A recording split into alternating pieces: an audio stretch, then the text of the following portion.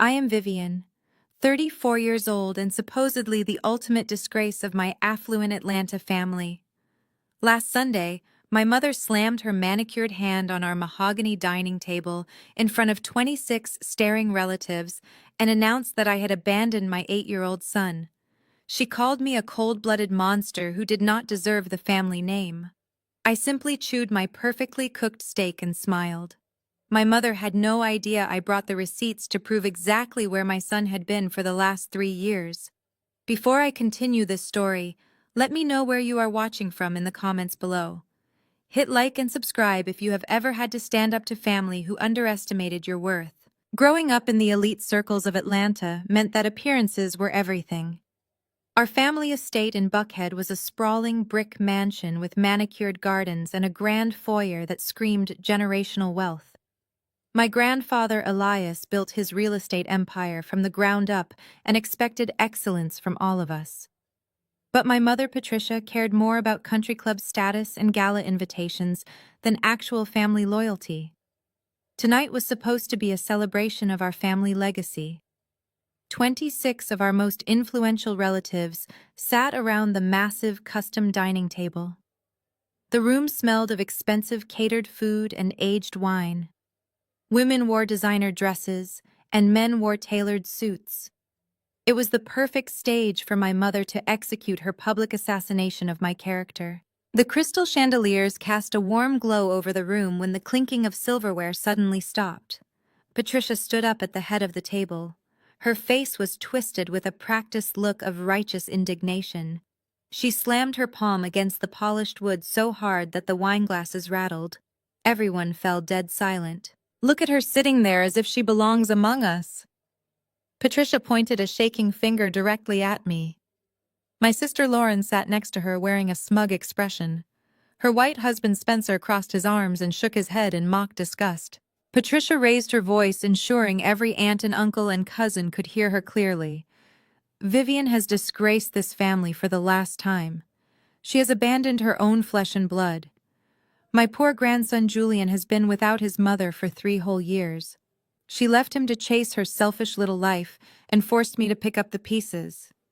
She is a monster, and as of tonight she is no longer my daughter." Gasps echoed around the dining room. My aunt covered her mouth in shock. Several cousins exchanged horrified whispers. I did not flinch. I did not drop my gaze. I carefully picked up my silver knife and fork. I cut a small piece of my steak, placed it in my mouth, and chewed slowly. The meat was tender and seasoned perfectly. I swallowed and took a slow sip of my sparkling water. The absolute silence in the room made the sound of my glass hitting the table seem deafening. "You are going to sit there and eat while I expose your unnatural behavior," Patricia shrieked. Her voice echoed off the high ceilings. "You abandoned a sick child. You left an 8-year-old boy with severe asthma gasping for air while you vanished. I had to step in and save his life because you lacked basic maternal instincts." The air in the room grew thick with tension. People were shifting uncomfortably in their expensive chairs. They expected me to cry. They expected me to run out of the room in shame. They expected me to beg for forgiveness, just like Patricia had conditioned me to do my entire life. But I was no longer the frightened girl who used to seek her approval. I sat perfectly still, waiting for the exact right moment. Before I could say a word, the heavy sound of a crystal goblet hitting the table commanded the room. Everyone turned toward the opposite end of the table. My grandfather Elias sat there with his hands resting on his wooden cane. At 82 years old, he possessed a sharp mind and a ruthless intolerance for deception. His dark eyes locked onto Patricia. The room temperature seemed to drop 10 degrees. "Do you want to tell them the real reason she left Patricia?" Elias asked. His voice was low, but it carried a weight that made my mother actually flinch. "Or should I tell them exactly what you did?" My mother's face paled for a fraction of a second before she regained her theatrical composure.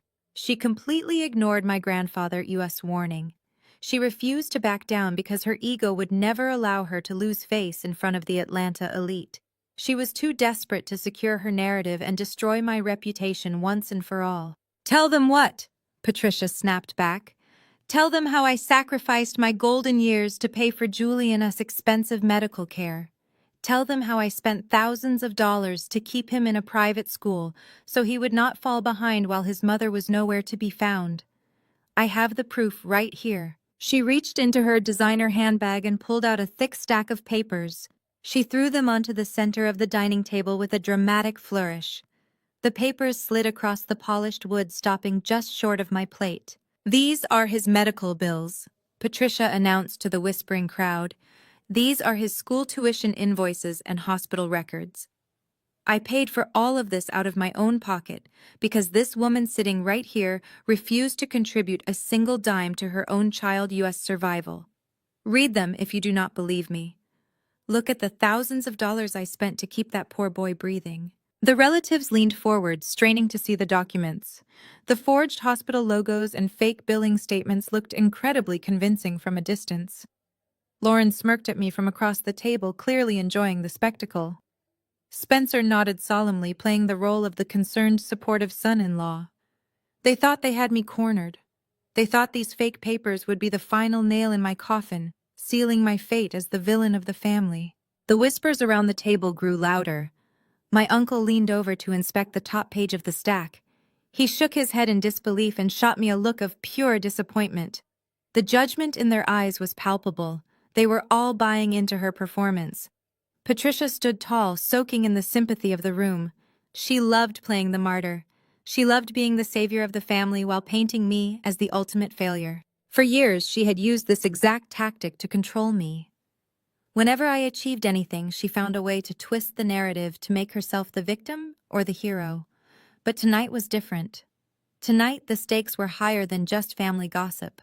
Tonight involved my son, and I was not going to let her use him as a pawn in her twisted game of greed. I calmly reached out and placed my hand over the stack of forged papers.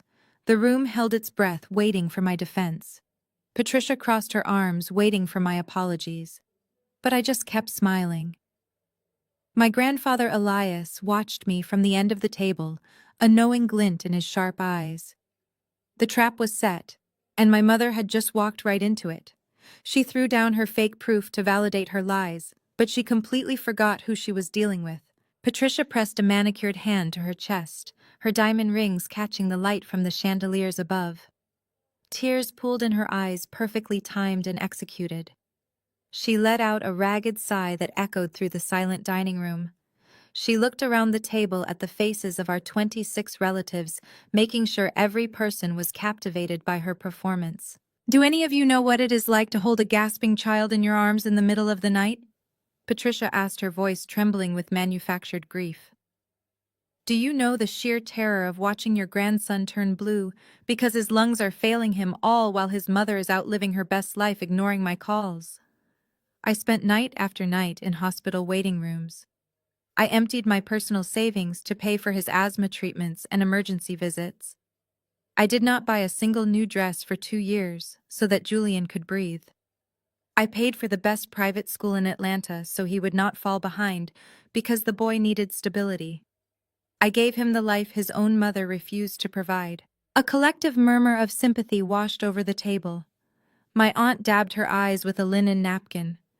Several cousins shot me looks of absolute disgust. Patricia had always possessed this toxic magic. She stood there playing the ultimate savior, the long-suffering matriarch who had sacrificed her golden years to rescue a discarded child. I did not break eye contact with her. I did not defend myself against the chorus of judgment surrounding me. Instead, I carefully picked up my linen napkin and dabbed the corners of my mouth. I placed the napkin gently beside my plate. The absolute calm in my movements seemed to unsettle the relatives sitting closest to me. They expected panic.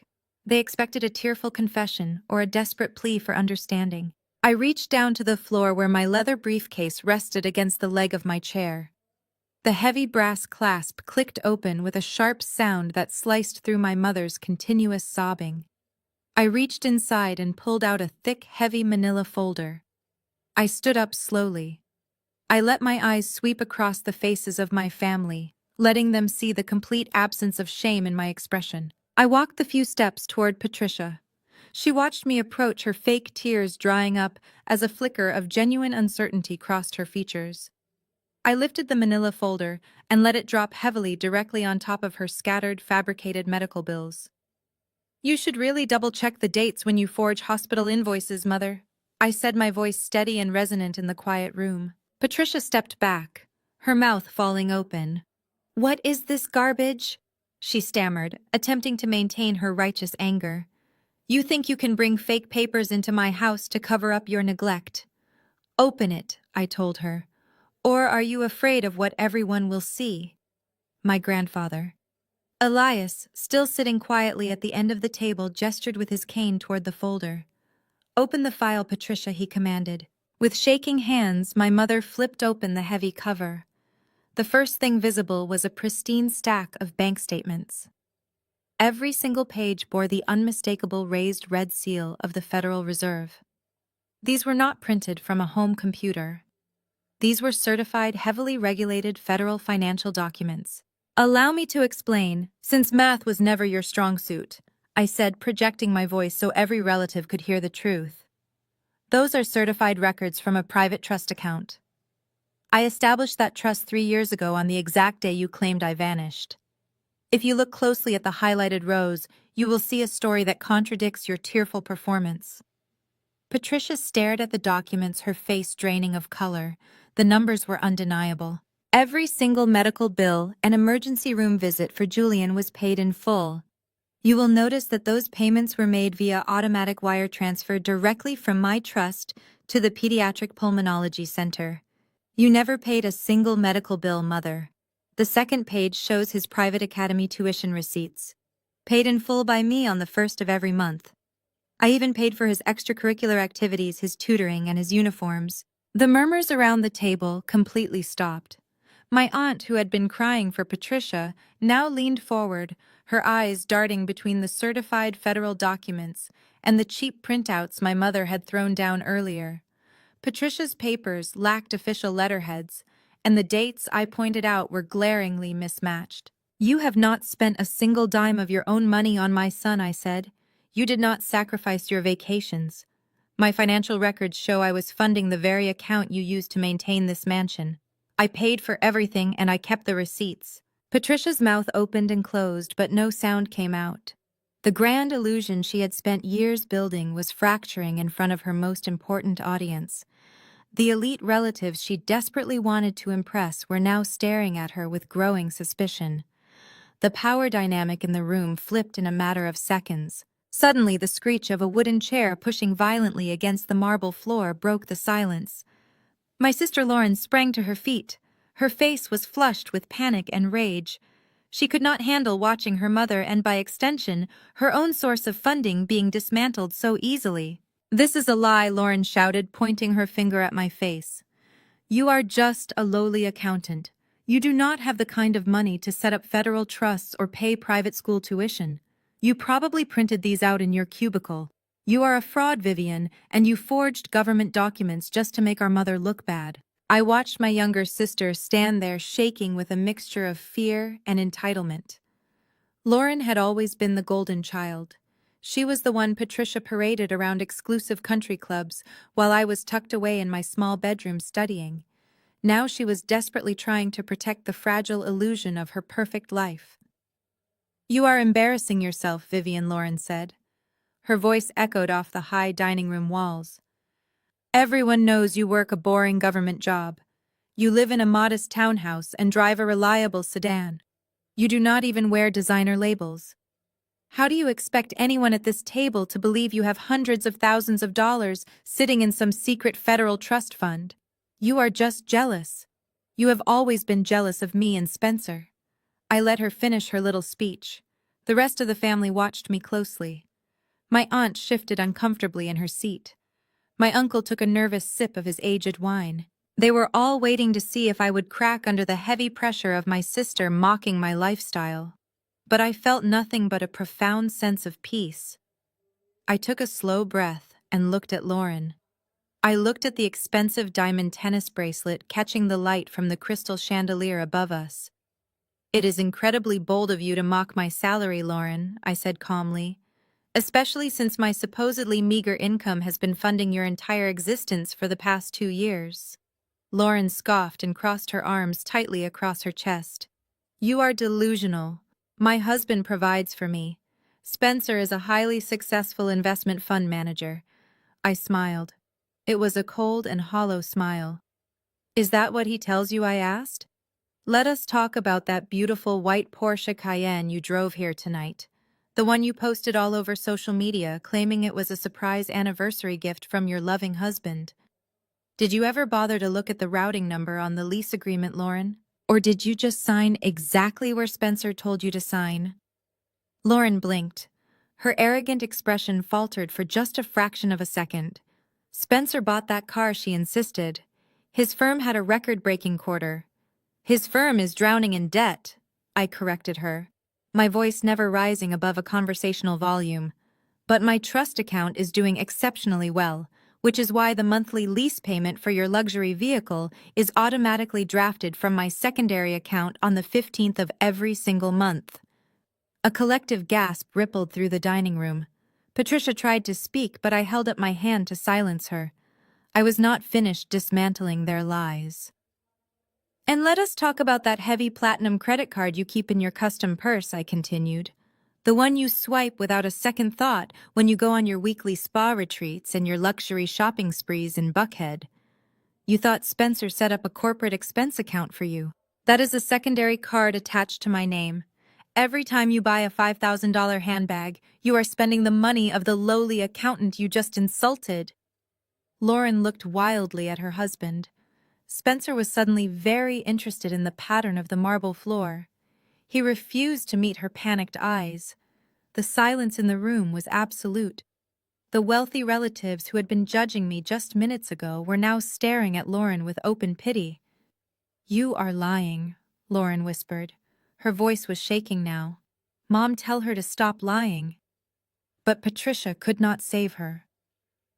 My mother simply stared at the certified bank statements still resting on the dining table. Mother made sure you never had to look at a price tag, Lauren, I said. She made sure you never had to understand the value of a dollar or the meaning of hard work, just like she made sure 15 years ago that you got my entire college fund. Patricia slammed her hand on the table again. That is family business, Vivian. Do not bring the past into this. Oh, we are bringing everything into the light tonight, I said. I looked around at my aunts and uncles. Do you all remember that night? I was 18 years old. I had just received my acceptance letter to Columbia University.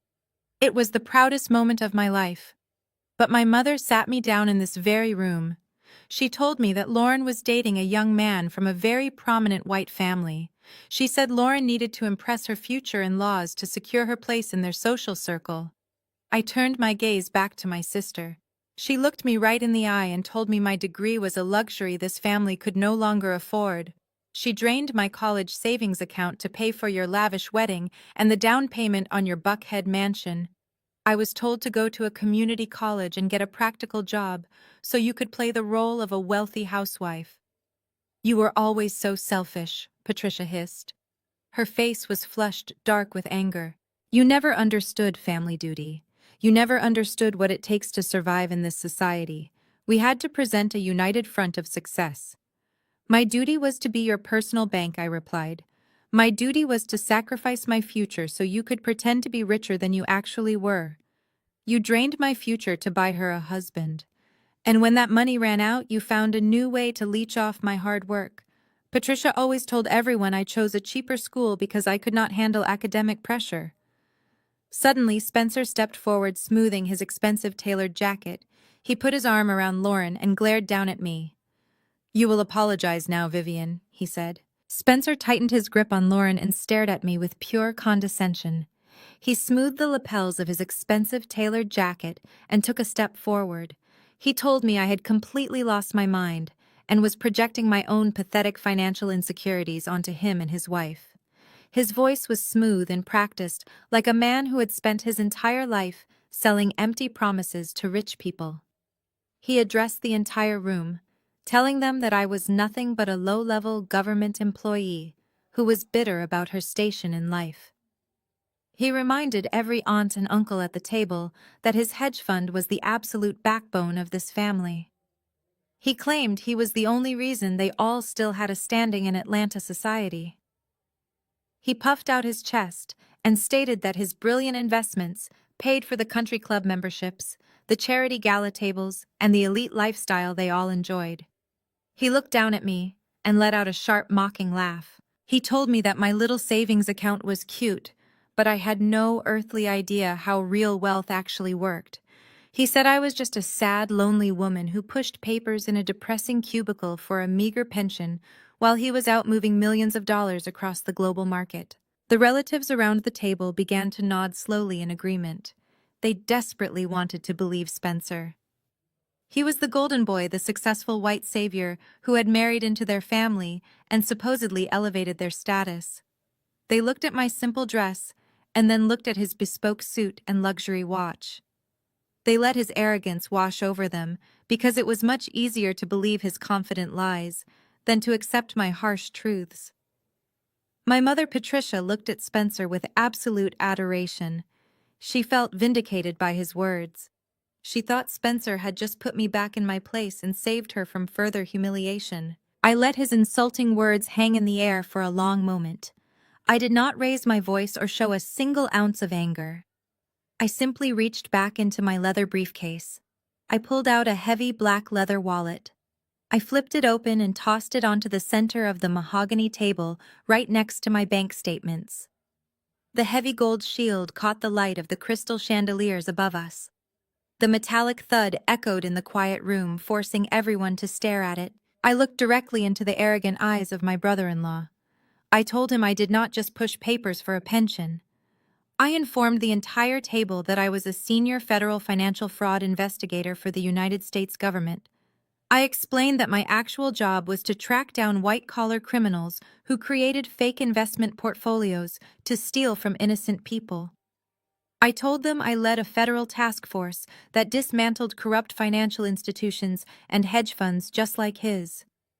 I watched the smug smile slowly slide off his face. I told him that my federal salary was only a tiny fraction of my actual wealth.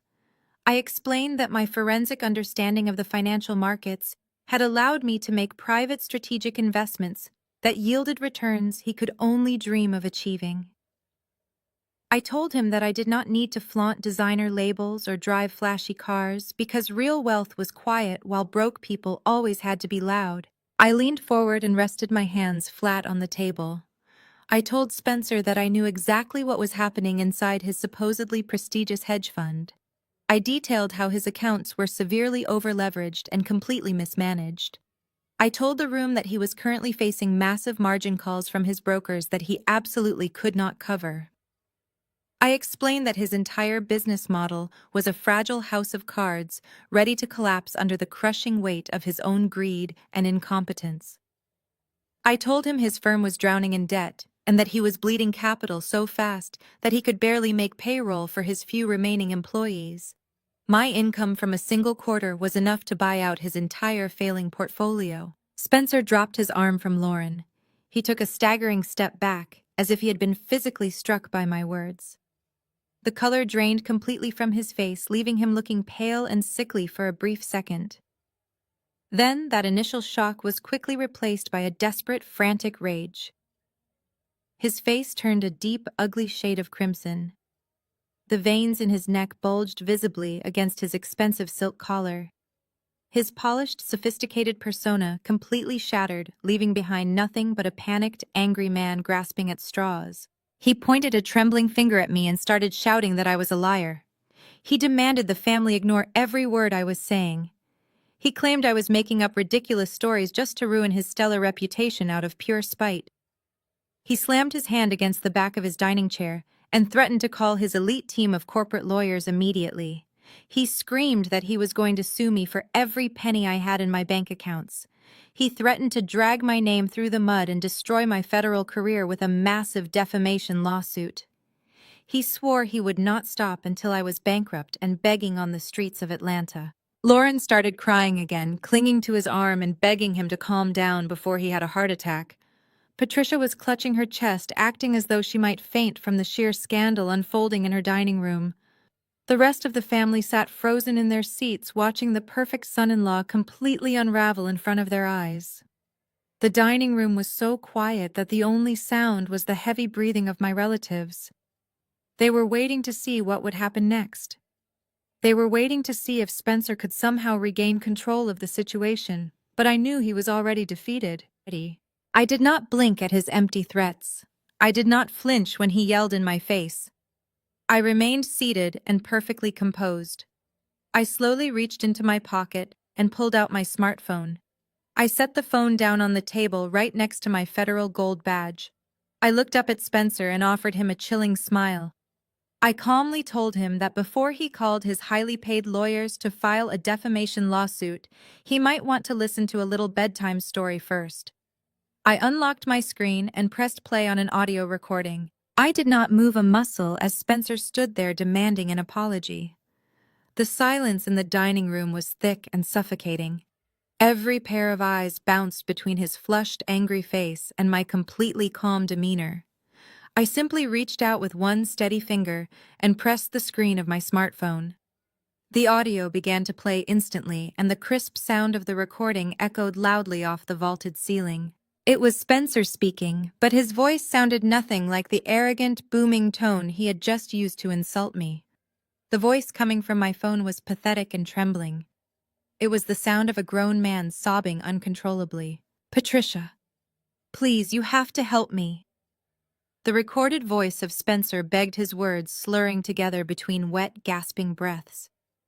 "They are going to take the house. The fund is completely empty, and I owe people who do not care about contracts. I need $2 million in cash by Friday, Patricia, or they are going to come after Lauren." Then my mother's voice filled the room. Her recorded tone was frantic but soothing as she tried to calm him down. "Do not panic, Spencer," she whispered on the recording. "I will wire the money from the family holding account tomorrow morning. Just do not tell Elias and keep smiling at the club. We cannot let anyone know the money is gone." I tapped the screen and the recording stopped. The absolute dead silence that followed was heavy enough to crush bones. I looked up and watched the color completely drain from Spencer's face.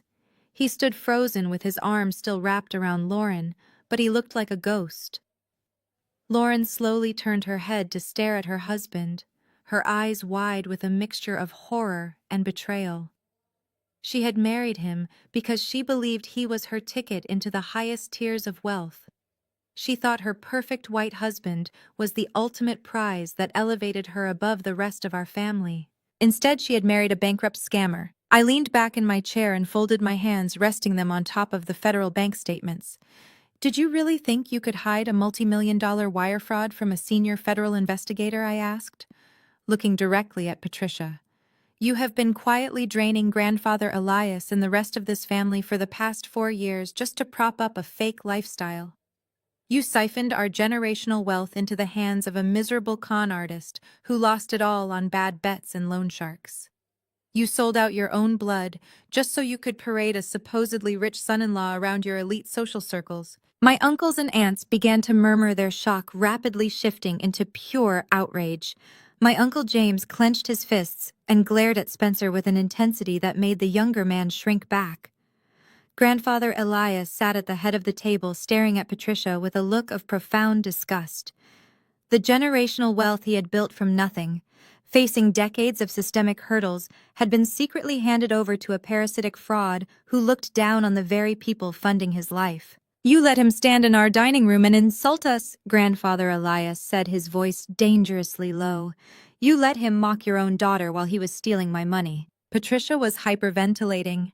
Her chest heaved and her eyes darted frantically around the room looking for any friendly face. She found none. The wealthy relatives she had spent her entire life trying to impress were looking at her like she was a disease. Her grand illusion was shattered into a million pieces on the mahogany table. The shame was too much for her fragile narcissistic ego to bear. Her mind simply snapped. "You ungrateful little witch!" Patricia shrieked, her voice cracking into an unrecognizable pitch. She lunged forward across the dining table, sending crystal wine glasses and expensive china crashing to the hardwood floor. She scrambled over the centerpiece, her manicured hands curled into claws, desperately reaching for my phone. She wanted to smash the device to silence the truth, to somehow erase the humiliating reality I had just exposed. She screamed that I had ruined her life and destroyed our family, but she never reached me. Grandfather Elias simply raised 2 fingers in the air. The 2 massive private security guards who had been standing silently in the shadows of the dining room archway moved with terrifying speed. Before Patricia could even brush her fingertips against my phone, they grabbed her by the arms. They hoisted her off the table with effortless strength and pinned her arms firmly behind her back, restraining her completely. She kicked and thrashed wildly, her expensive silk dress tearing as she screamed obscenities at me. "Take her to the study, grandfather." Elias commanded, his tone completely devoid of mercy. "And lock the doors. We are calling the authorities." The guards dragged my thrashing, screaming mother out of the dining room. Her wails echoed down the long hallway until the heavy oak doors of the study slammed shut, cutting off her voice. I sat perfectly still, looking at the empty space where she had just been. Then I turned my eyes back to Spencer and Lauren, who were now entirely alone and completely out of options. Spencer and Lauren stood completely frozen near their chairs. Lauren was shaking uncontrollably, staring at the empty doorway where our mother had just been dragged away by the security guards. Spencer was hyperventilating, his eyes darting toward the exits as if calculating how far he could run before Grandfather Elias ordered the guards to seize him too. But I did not have to deal with Spencer anymore. The illusion of the wealthy, successful son-in-law was dead, and the family would dismantle him on their own time. The sharp, echoing crack of a heavy wooden cane striking the marble floor brought everyone's attention back to the head of the table. Grandfather Elias gripped the carved handle of his cane with white knuckles. His jaw was set in a rigid line of absolute fury. The patriarch of our family had just discovered that his own daughter had been robbing him blind to prop up a fraudulent marriage, but his eyes were fixed entirely on me. "Tell me the rest, Vivian," he demanded. His voice was raspy but carried the weight of absolute authority. "Tell me exactly why my daughter brought these fake medical bills into my dining room tonight. Tell me why she sat here and cried tears about a boy you supposedly abandoned. I want every single detail of this sickness." I nodded slowly. I turned away from the trembling figures of my sister and her husband and walked back toward my seat. The 26 relatives gathered around the long table watched my every move in stunned silence. The expensive wine and roasted meats sat untouched on porcelain plates. The air in the room felt heavy and suffocating. I picked up the thick manila folder from the table and held it in my hands. I looked directly at my grandfather. Mother did not just forge those medical invoices and tuition receipts to make me look like a terrible parent, I explained. The public humiliation she subjected me to tonight was just a byproduct of her actual goal. Everything Patricia has done over the past 3 years was meticulously calculated to gain one specific legal advantage. She needed total control over my son. My aunt let out a confused breath. "But why would she want that, Vivian?" she asked. "She already has her perfect daughter and her perfect life. Why go through all the trouble of faking Julian's expenses and lying about you running away?" "Because the perfect life was running out of funding," I said. I pulled a new set of documents from the manila folder. These were not bank statements, but legal filings stamped by the Family Court of Atlanta. I held them up for everyone to see. 3 years ago, Mother realized that the family holding accounts were starting to bleed dry. She had siphoned entirely too much money to pay off Spencer's catastrophic gambling debts and his failing hedge fund margins. She knew Grandfather Elias would eventually notice the missing capital during the quarterly audits. She was desperate. She needed a massive influx of untraceable cash to replace what she had stolen, and she needed it fast. Grandfather Elias narrowed his eyes. "Where did she think she was going to get that kind of money?" he asked. "From you," I replied, keeping my gaze locked with his. "Or rather, from the trust fund you set up the day Julian was born." A collective gasp rippled through the room. It was an open secret in the family that Grandfather Elias had a soft spot for my son. When Julian was born, Elias had bypassed the usual generational inheritance rules. He had gone directly to his wealth management team and established an irrevocable trust fund exclusively for his first great-grandson. That trust was seeded with exactly $2 million. It was designed to cover Julian's future medical needs, his college education, and his eventual first home. The stipulations of the trust were very strict. The money could only be accessed by Julian's primary legal guardian. I watched the realization wash over my grandfather's face. The anger in his eyes deepened into something incredibly dangerous. The wrinkles around his mouth tightened as the depth of his own daughter's depravity became clear. I continued to lay out the reality of Patricia's dark scheme. Since I was Julian's mother and primary guardian, I was the only person legally authorized to touch that $2 million I told the room. But I never touched it. I never needed to. I was paying for all of his care out of my own pocket, using my salary as a federal investigator.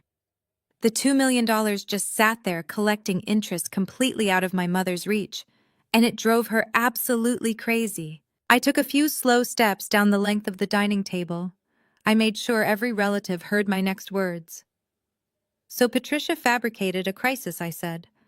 She went to the family court and filed an emergency petition for temporary custody. She stood in front of a judge and swore under oath that I had suffered a mental breakdown. She claimed I had abandoned my child in the middle of the night to run off with an unknown man. She presented these exact forged medical bills to the judge, claiming she was the only one paying for Julian's life-saving treatments. She painted me as an unfit, negligent monster. And because of her pristine reputation in the community, the judge granted her emergency temporary custody. The room was so quiet I could hear the expensive grandfather clock ticking in the hallway.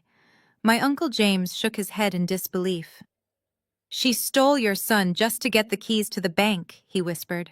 "She tried," I corrected him. "But federal investigators do not just disappear without a trace." The moment I received the court summons, I knew exactly what she was doing. I did not run away. I simply took Julian and relocated to a secure federal housing facility in Virginia, while my legal team quietly dismantled her petition. We let her believe she had won the initial hearing. We let her build this massive web of lies because we needed to see exactly how far she was willing to go, and exactly where the stolen money was supposed to flow. We needed to let the parasite think she had successfully attached to a new host. I reached back into my leather briefcase one final time. I pulled out a thick stack of glossy paper. I began walking around the long dining table, handing a stapled packet to each and every one of the 26 relatives sitting there. I handed one to my aunt, one to my uncle, and finally passed the thickest packet directly to Grandfather Elias. The quiet shuffling of paper filled the room as my family stared down at the detailed graphics in their hands. "What are these?" my aunt asked, staring down at the pages in her hands. "Those are detailed financial flowcharts," I said, my voice ringing with absolute finality. "I spent the last 6 months mapping out every single bank account, shell company, and hidden asset attached to my mother and my brother-in-law. These flowcharts show exactly how Patricia planned to launder Julian's $2 million trust fund through Spencer's failing hedge fund to cover up the money they had already stolen from the family estate. I suggest you all study them very carefully, because by tomorrow morning, the Federal Bureau of Investigation will be doing the exact same thing." The heavy silence in the dining room shattered as 26 pairs of eyes darted across the glossy pages in their hands. The rustling of paper sounded like a rising storm. My Uncle James traced his index finger along the thick black lines printed on the first page, his face contorting into a mask of pure disgust. The flowcharts were not complicated. I had designed them specifically so that even someone with absolutely no financial literacy could understand the exact path of the stolen capital. "Look at the top left corner of the first page," I said, my voice echoing clearly over the murmurs of my relatives. "That red box represents the primary family holding accounts. But Patricia did not just dip into Grandfather Elias's general operational funds. She went hunting for an account that she thought no one would check until a true disaster struck. She targeted the 8-year-old child's emergency medical reserve. Grandfather Elias let out a sharp, ragged breath. He stared down at the paper, his hands trembling violently. The emergency medical reserve was a highly restricted safety net he had established specifically for Julian. It was meant to cover any catastrophic health crises, experimental asthma treatments, or emergency pediatric surgeries my son might ever need. It was sacred money, and Patricia had treated it like her own personal piggy bank. "You stole from a sick boy's lungs," Elias whispered, his voice vibrating with a dark and terrifying rage. "You drained a child's medical safety net." I directed their attention to the second page. "Follow the black arrows," I instructed calmly. "You will see that over the course of 18 months, Patricia executed 42 separate wire transfers from Julian's emergency fund. She funneled that money directly into a dummy corporation registered in Delaware under a fake name. But she could not just spend that money directly. She needed to wash it. She needed a way to make that stolen cash look like legitimate income so she could continue to fund her golden daughter's lavish lifestyle." I turned to look at Spencer. He was sweating profusely now. A large wet patch was spreading across the back of his expensive tailored shirt. "That is where our brilliant financial genius stepped in," I continued. "Patricia wired the dirty money from the Delaware Shell Company directly into Spencer's failing hedge fund." Spencer was desperate for capital to hide his massive market losses. He gladly accepted the stolen cash. In return, he issued fraudulent dividend checks back to Lauren and Patricia.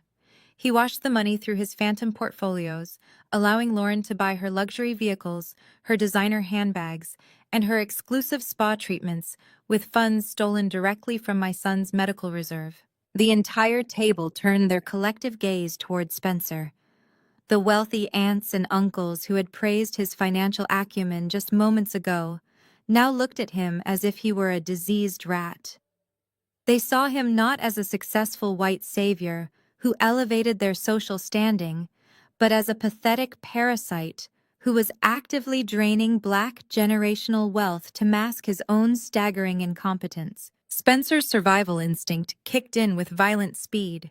He took one look at the undeniable federal evidence printed on those pages and realized that his entire life was over.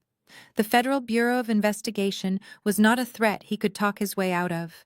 He was facing decades in a federal penitentiary for wire fraud, money laundering, and conspiracy. He ripped his arm away from Lauren as if her very touch was burning his skin. He took 2 large steps away from his wife and threw his hands up in the air defensively. "I did not know," Spencer shouted, his voice cracking in sheer panic. "I swear to God I had no idea where that money was coming from." He pointed a shaking, accusatory finger directly at the heavy oak doors of the study, where Patricia had just been locked away. "It was her," Spencer screamed, his face red and slick with sweat. "Patricia is the mastermind. She orchestrated the entire thing. She came to me and told me she wanted to make a private off-the-books investment in my fund. She told me it was an early inheritance advance that Elias had personally approved. She lied to me. She tricked me into accepting that capital." Uncle James stood up from his chair, tossing the packet onto the table. "You expect us to believe that a supposedly brilliant hedge fund manager did not check the origin of a multi-million-dollar wire transfer?" James demanded. "You expect us to believe you just blindly accepted money from a Delaware shell company without running a single compliance check? You are not just a thief, Spencer. You are a coward." "I am a victim here," Spencer pleaded, turning his frantic eyes toward Grandfather Elias. "You have to believe me, Elias. Patricia manipulated me. She used my firm to hide her tracks. I was just trying to help the family grow their portfolio. I would never steal from a sick child. You have to tell the federal agents that I cooperated. You have to tell them Patricia lied to me." He was practically hyperventilating, completely willing to throw his mother-in-law to the wolves to save his own skin. He had abandoned every shred of loyalty or dignity the second he realized he was facing federal prison. He paced back and forth, rubbing his hands over his face, babbling incoherently about how he was going to turn state's evidence against Patricia the moment the authorities arrived. Lauren watched her husband completely unravel. She watched the man she had tied her entire identity to publicly throw her mother under the bus. She looked down at the financial flowcharts on the table. She saw the direct line connecting my son's stolen medical funds to her own platinum credit card statements. The reality of her situation finally shattered her perfect elite veneer. If Spencer and Patricia went down for federal fraud, she would be dragged right down with them. The luxury cars, the mansion, the designer clothes, it was all bought with dirty money. Lauren let out a loud, piercing sob. She dropped to her knees right there in the dining room, her expensive silk dress pooling on the marble floor. She buried her face in her hands, her shoulders heaving as she burst into a theatrical, desperate fit of tears. "I did not know," Lauren wailed, looking up at grandfather Elias with wide, panicked eyes. "I swear on my life I am completely innocent. I did not know anything about the dirty money.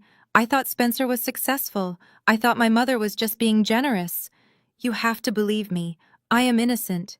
I stood perfectly still and watched Lauren sobbing hysterically on the cold marble floor. She was wailing about her absolute innocence and swearing that she thought Spencer was just a brilliant financial mind.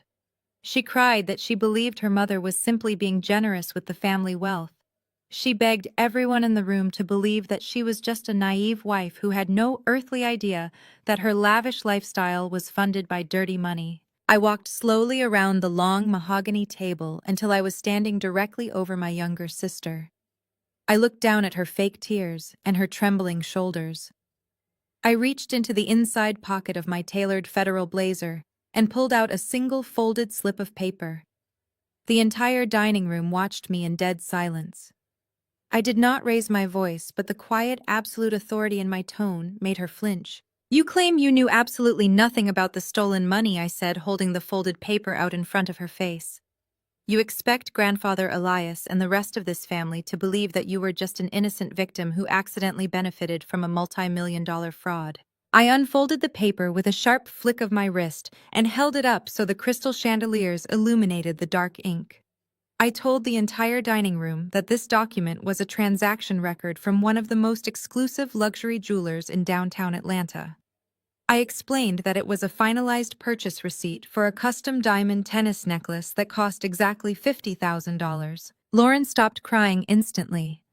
The wet, gasping sounds she had been making died in her throat.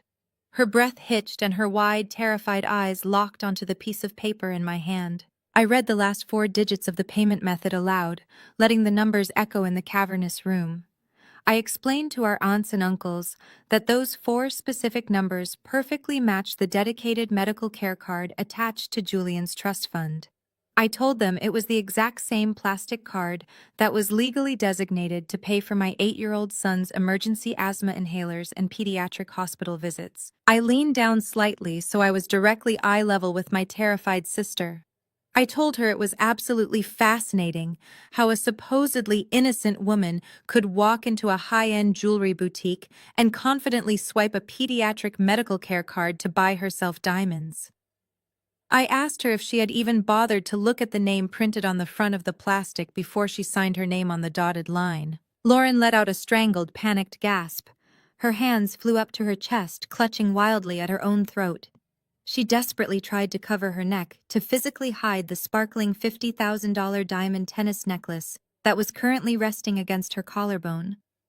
It was the very same necklace she had proudly chosen to wear to this family dinner to show off her fake wealth and superiority. The relatives around the table erupted in a fresh wave of absolute disgust.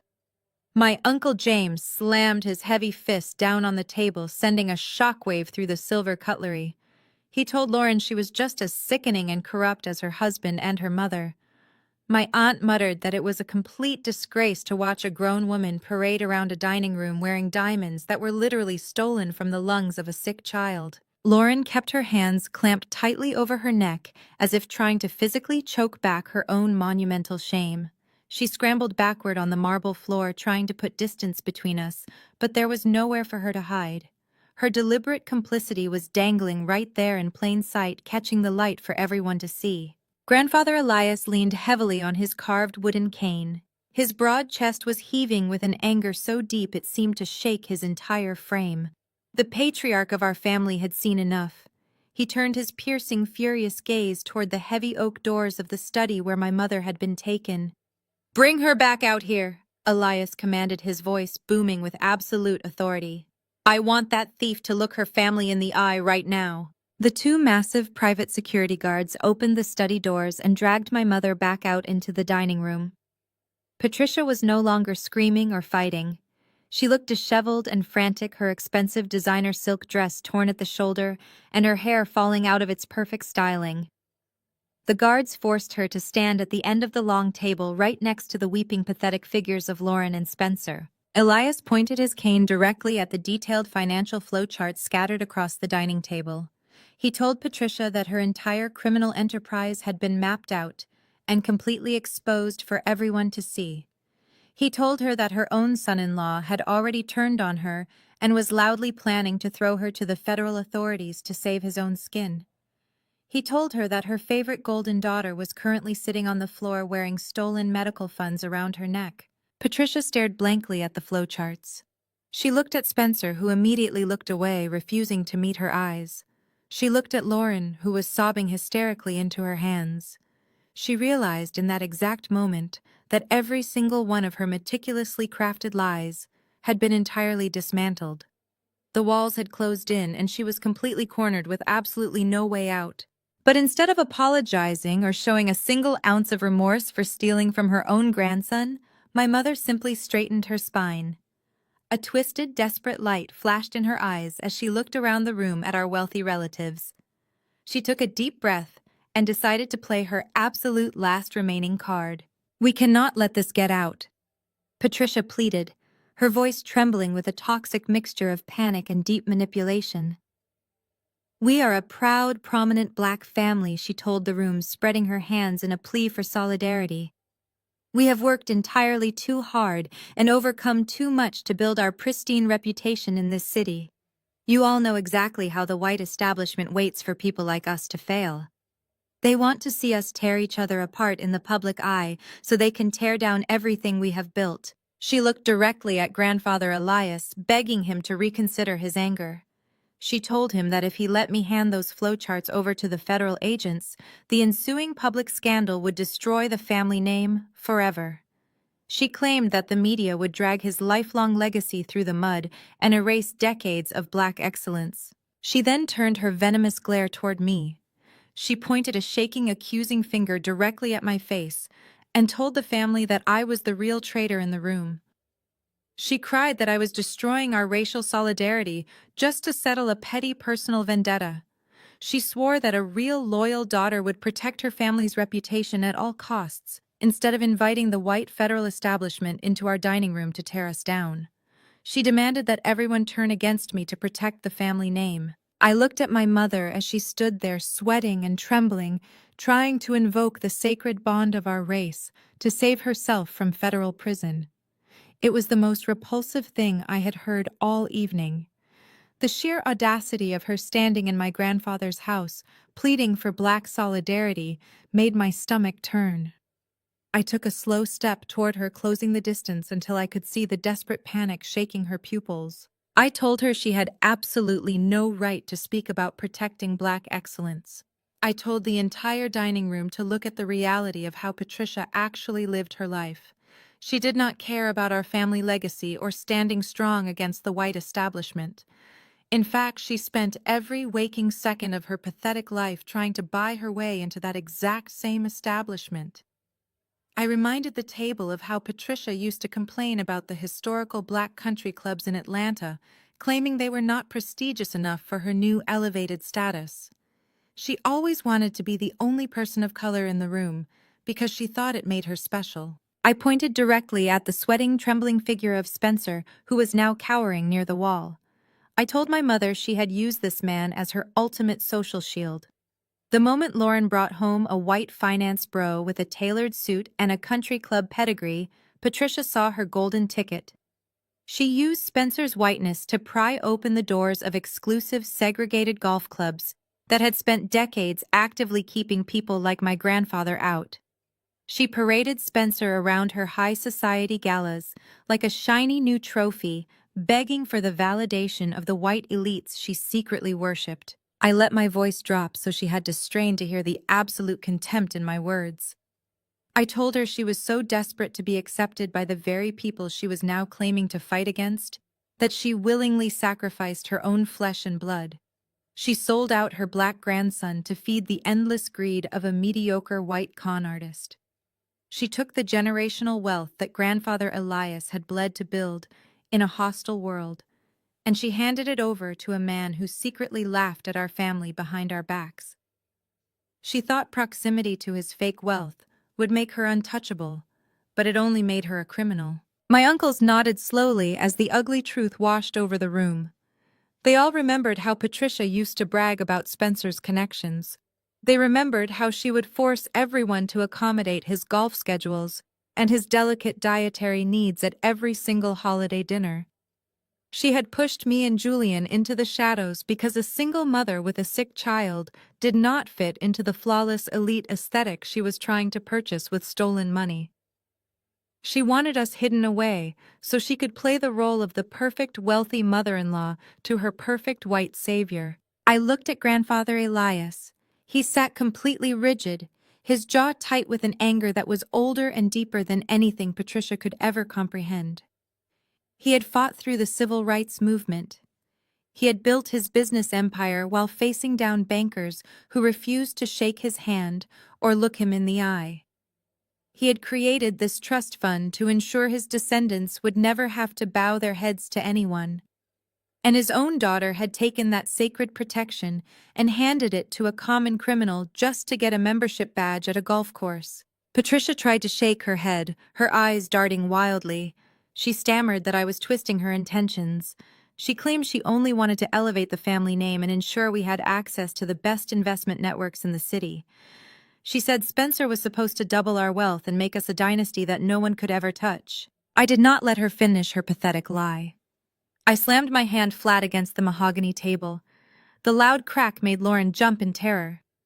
I told Patricia there was no investment network. There was only her profound self-hatred and her suffocating greed. I detailed how she knew exactly what Spencer was doing with the money. I told the room about the quiet lunches Patricia had with Spencer, where they planned exactly which accounts to drain next. She knowingly took the money meant for Julian's emergency asthma treatments and watched Spencer blow it on failed stock shorts and underground poker debts. She watched Lauren walk into this house wearing a $50,000 diamond necklace bought with Julian's medical fund, and she smiled and told her daughter how beautiful she looked. She had traded her grandson's future for a seat at a table that did not even want her. She had weaponized the pain of our ancestors to try and escape a federal indictment. I told her she was the ultimate disgrace to the name Elias had built, and that no amount of fake tears would ever wash that stain away. Grandfather Elias struck his cane against the floor again. The sound was like a gunshot in the silent room. He told Patricia she was dead to him. He told her she was no longer his daughter and that she would not see another dime of his money even if she was begging on the streets of Atlanta. He instructed the security guards to hold her in the study until the authorities arrived, because he was personally pressing charges for the theft of the trust fund. He told Spencer that he would dedicate the rest of his life and every dollar he had left to making sure he rotted in a federal cell. Patricia began to wail. It was a loud, agonizing sound of total defeat. She dropped to her knees right next to Lauren, clawing at the expensive carpet and begging Grandfather Elias for mercy. She promised she would sell her house to pay back the trust. She promised she would divorce Lauren from Spencer tomorrow.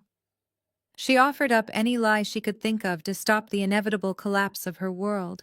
I simply turned my back on her. I walked over to my leather briefcase and began packing up the federal bank statements and the financial flowcharts. I had done what I came here to do. The rot had been exposed, and the infection was finally being cut out of our family. I felt a profound sense of peace wash over my shoulders. The years of gaslighting and emotional abuse were finally over. I had protected my son, and I had honored the legacy of my grandfather. The room was filled with the sounds of my mother and sister sobbing on the floor. Spencer was still pacing like a trapped animal, muttering to himself about plea deals and corporate lawyers. My aunts and uncles were quietly discussing how to handle the inevitable media fallout.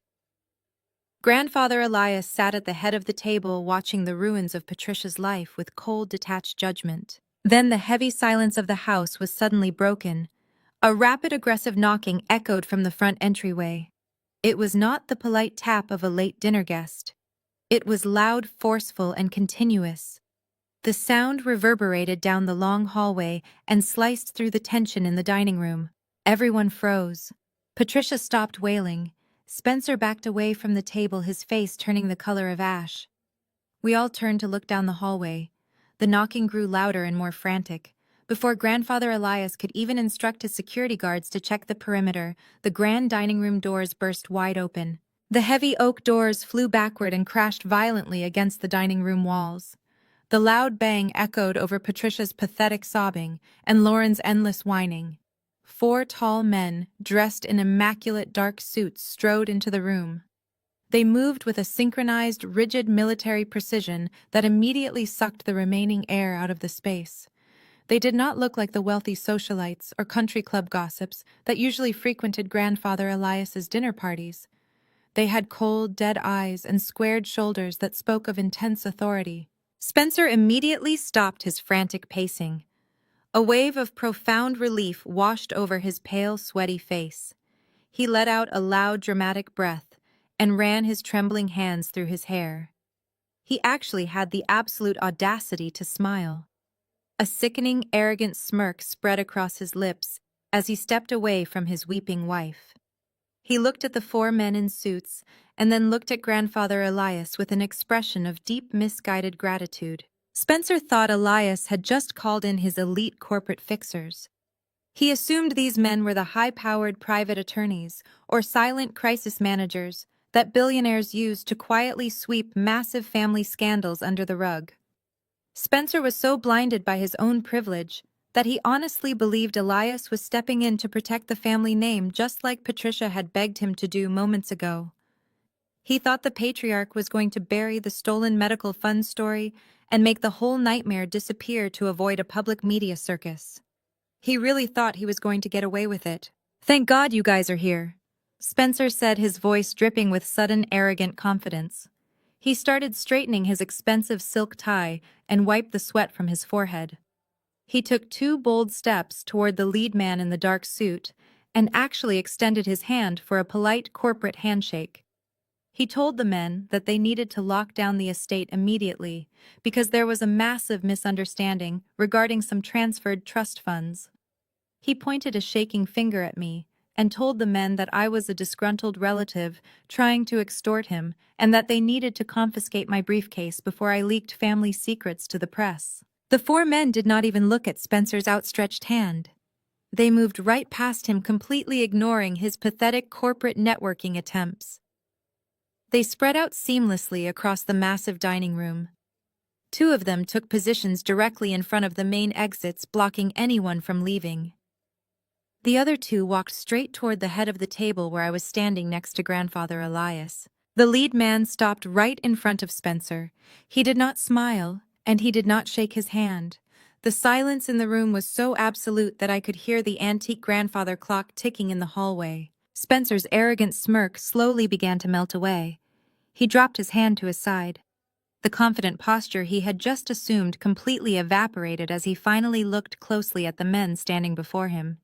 He noticed the heavy tactical belts hidden beneath their tailored jackets. He noticed the earpieces coiled discreetly behind their necks and the unmistakable bulge of firearms resting at their hips.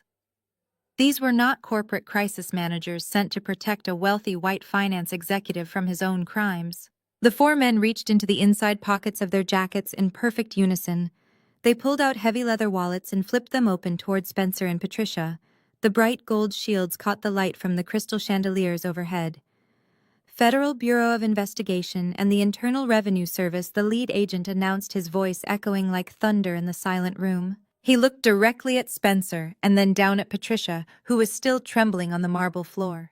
He stated clearly that they had multiple federal warrants for the immediate arrest of Spencer and Patricia. He listed the charges one by one, letting each word hang in the air like a death sentence. Wire fraud, conspiracy to commit money laundering, aggravated identity theft, grand larceny and felony tax evasion. He informed them that the Delaware Shell Corporation had already been seized and all associated bank accounts were currently frozen by the federal government. A collective gasp rippled through the dining room. My wealthy aunts and uncles shrank back against the walls, completely terrified by the sudden presence of federal law enforcement in their private sanctuary. Nobody said a single word. They all turned their eyes to Grandfather Elias, expecting him to explode with rage at this ultimate invasion of his home. But Elias simply nodded. He looked at the lead federal agent and gave a slow, deliberate nod of approval. He had known they were coming. I had shown Elias the financial evidence in his private study 3 hours before the dinner even started.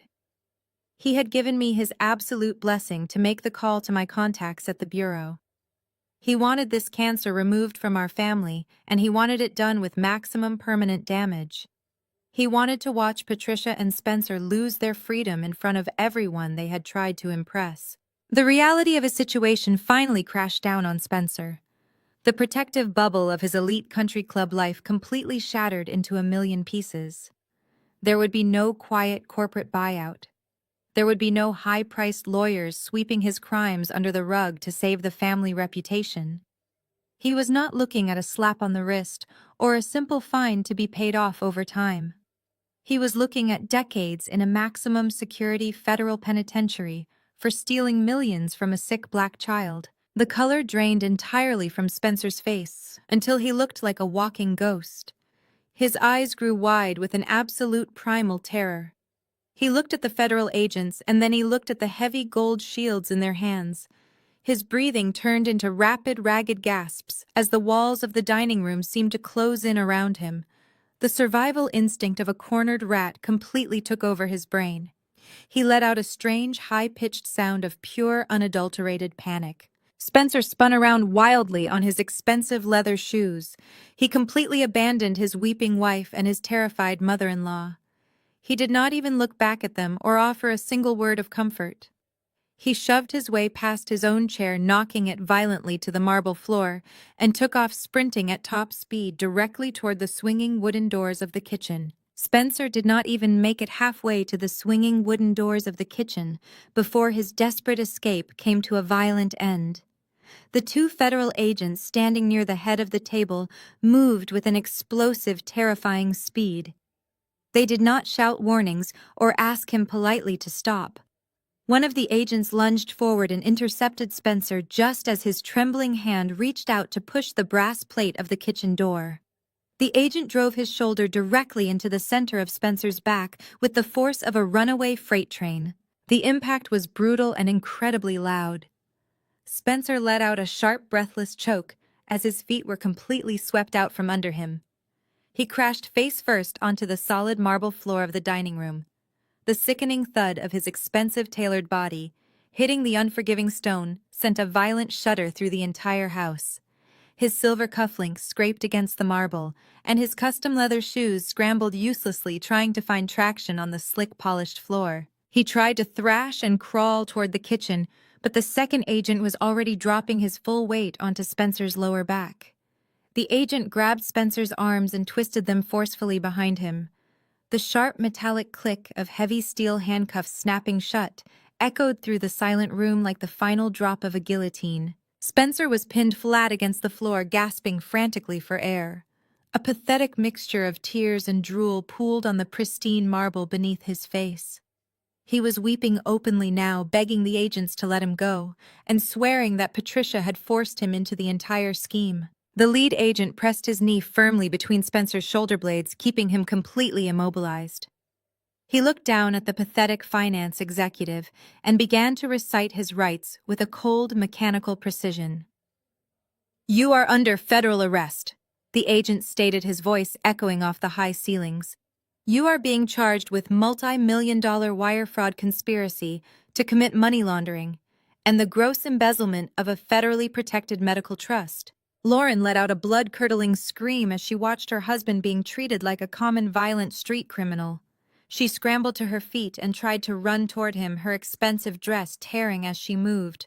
But my Uncle James lunged forward and grabbed her firmly by the arm, pulling her back. He warned her in a harsh whisper that interfering with a federal arrest would put her in handcuffs right next to him. Lauren collapsed against Uncle James, sobbing uncontrollably as she watched her entire elite existence shatter into pieces on the dining room floor. Patricia watched the federal agents violently drag Spencer up from the marble by his elbows. She realized in that exact, horrifying second that they were coming for her next. The calculating, manipulative matriarch who had controlled this family with an iron fist for decades completely lost whatever shred of sanity she had remaining. She started shrieking at the top of her lungs.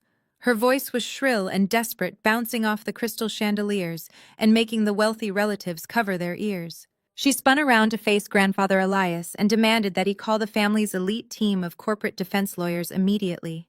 She ordered him to fix this absolute disaster and use his billions to make these federal agents leave the property. Elias simply sat in his carved mahogany chair, staring at his daughter with eyes that held absolutely no warmth or mercy. He slowly shook his head and told her that she was entirely on her own. He told her she would reap exactly what she had sown. Patricia let out a guttural sound of pure panic. She turned back toward the lead agents and thrust her manicured finger directly at their faces. She puffed out her chest, desperately trying to wrap herself in her fake high society armor. She screamed that they had absolutely no right or authority to lay a single hand on her.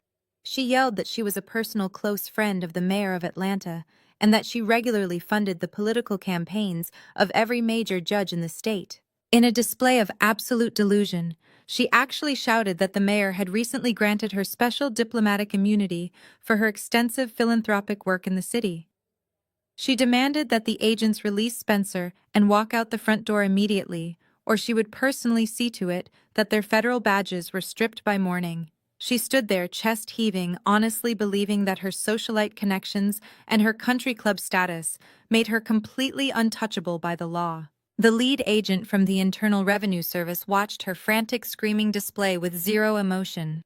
His face was a mask of sheer bureaucratic boredom. He did not yell back, and he did not seem remotely intimidated by her empty political threats.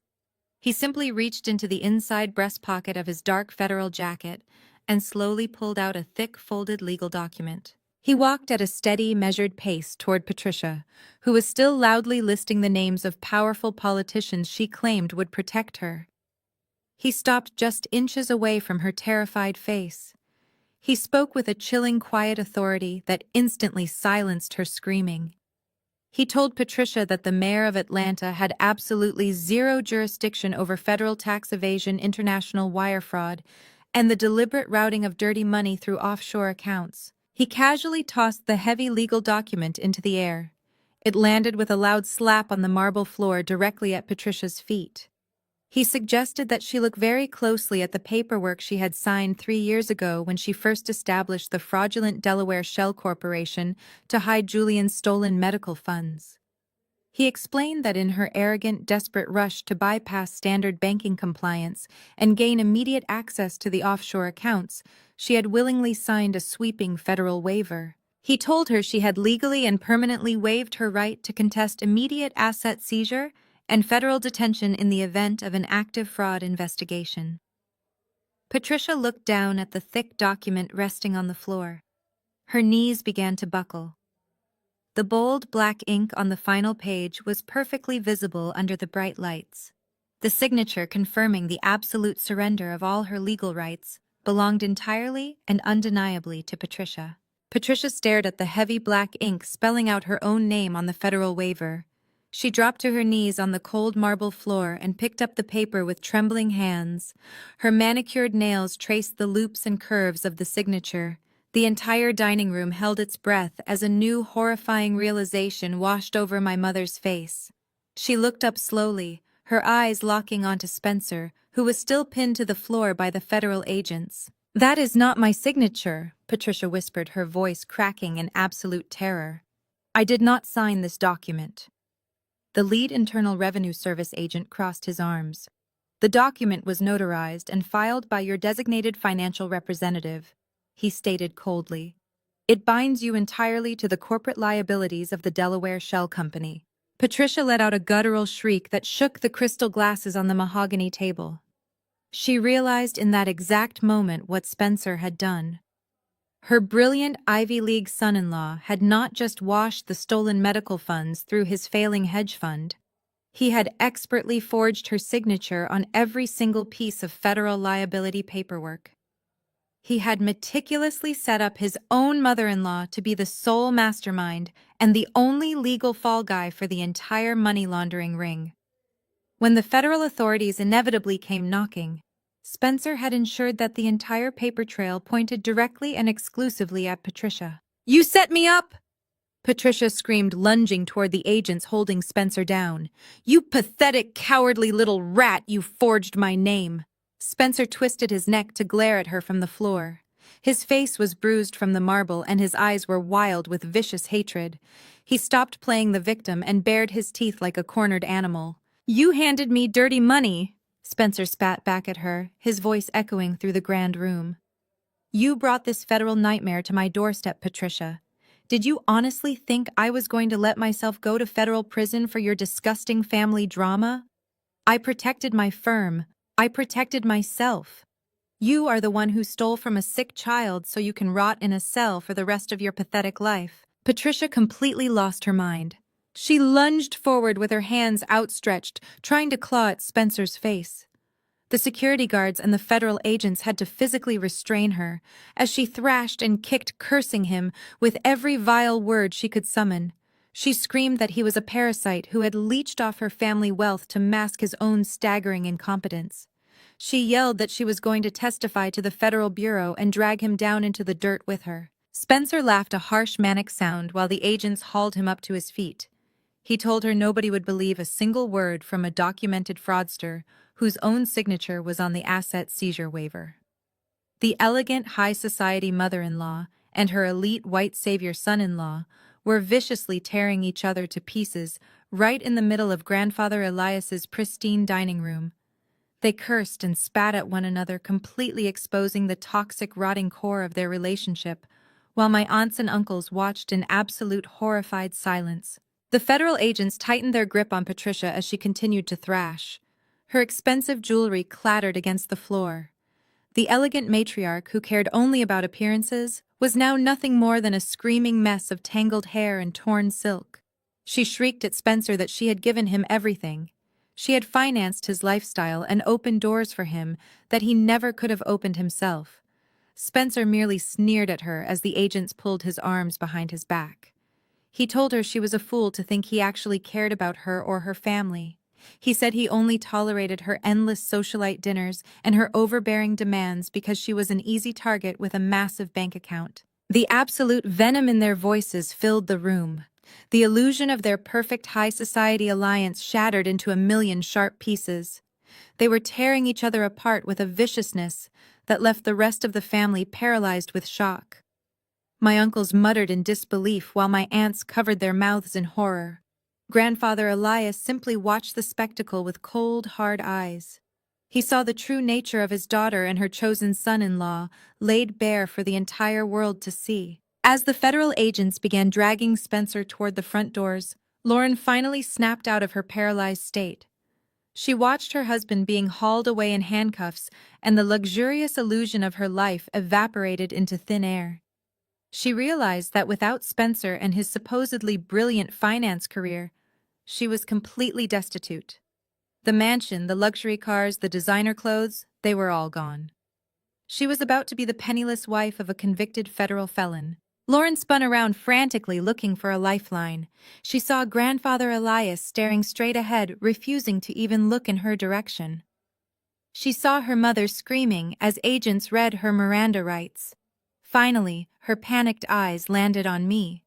I was standing quietly near the head of the table, watching the wreckage with absolute calm. Lauren scrambled across the floor, her expensive silk dress dragging on the marble. She dropped to her knees right at my feet. The sister who had spent my entire life mocking my career and looking down on my struggles was now looking up at me with tear-soaked, desperate eyes. She reached out and grabbed the hem of my blazer. "Vivian, please," Lauren sobbed hysterically, burying her face in her hands. "You have to help me. You have to give me a loan. Spencer needs a defense lawyer. He needs the best corporate defense team in Atlanta, or they are going to lock him away forever. You are successful, Vivian. You have money. Please just loan me enough to hire the Harrison and Vance law firm. They are the only ones ruthless enough to beat these federal charges. I will pay you back every single penny, I swear on my life, Vivian. Please save my husband. I listened to her desperate, pathetic whining. I looked at the $50,000 diamond necklace still glittering against her skin. I thought about the nights I spent sitting next to Julian's hospital bed, terrified that I would not be able to afford his next treatment. I thought about how Lauren had paraded her stolen wealth in front of me while my son struggled to breathe. I looked down at my younger sister groveling on the floor. I felt absolutely no pity. I reached down and gently pried her trembling fingers off my blazer. I smoothed out the fabric and looked her directly in the eyes. I let a slow, satisfied smile spread across my face. I told Lauren that I was well aware of the Harrison and Vance law firm.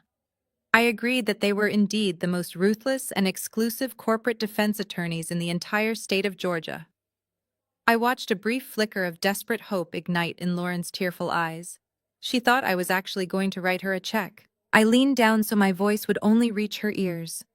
I informed my sobbing sister that unfortunately Harrison and Vance would not be able to take Spencer's case. I told her that earlier this very morning, I had used the massive profits from my own corporate acquisitions to fully purchase a controlling interest in that exact law firm. I looked at her shattered expression and whispered that as the new majority owner, I had already issued a strict permanent directive denying legal representation to anyone involved in the theft of my son's medical trust. Lauren stared up at me with eyes so wide they looked almost hollow. Her mouth opened and closed, but no sound came out. The absolute finality of my words crushed whatever remaining hope she had left. She slumped forward onto the cold marble floor, completely defeated. I stepped back from her, leaving her to weep over the ruins of her superficial life. Before anyone else could utter a single word, a deep scraping sound drew every eye in the room. Grandfather Elias pushed his heavy carved mahogany chair back. He stood up slowly. Despite his age, he possessed a towering, imposing figure that instantly commanded absolute respect. The federal agents who were still holding Spencer and Patricia paused their movements, sensing the shift in the room's energy. Even the hushed whispers of my wealthy aunts and uncles completely died away. Grandfather Elias did not look at Lauren weeping on the floor. He did not look at Spencer, who was now a pathetic, trembling mess in federal handcuffs. He looked directly at Patricia. His face was a mask of cold, hardened stone.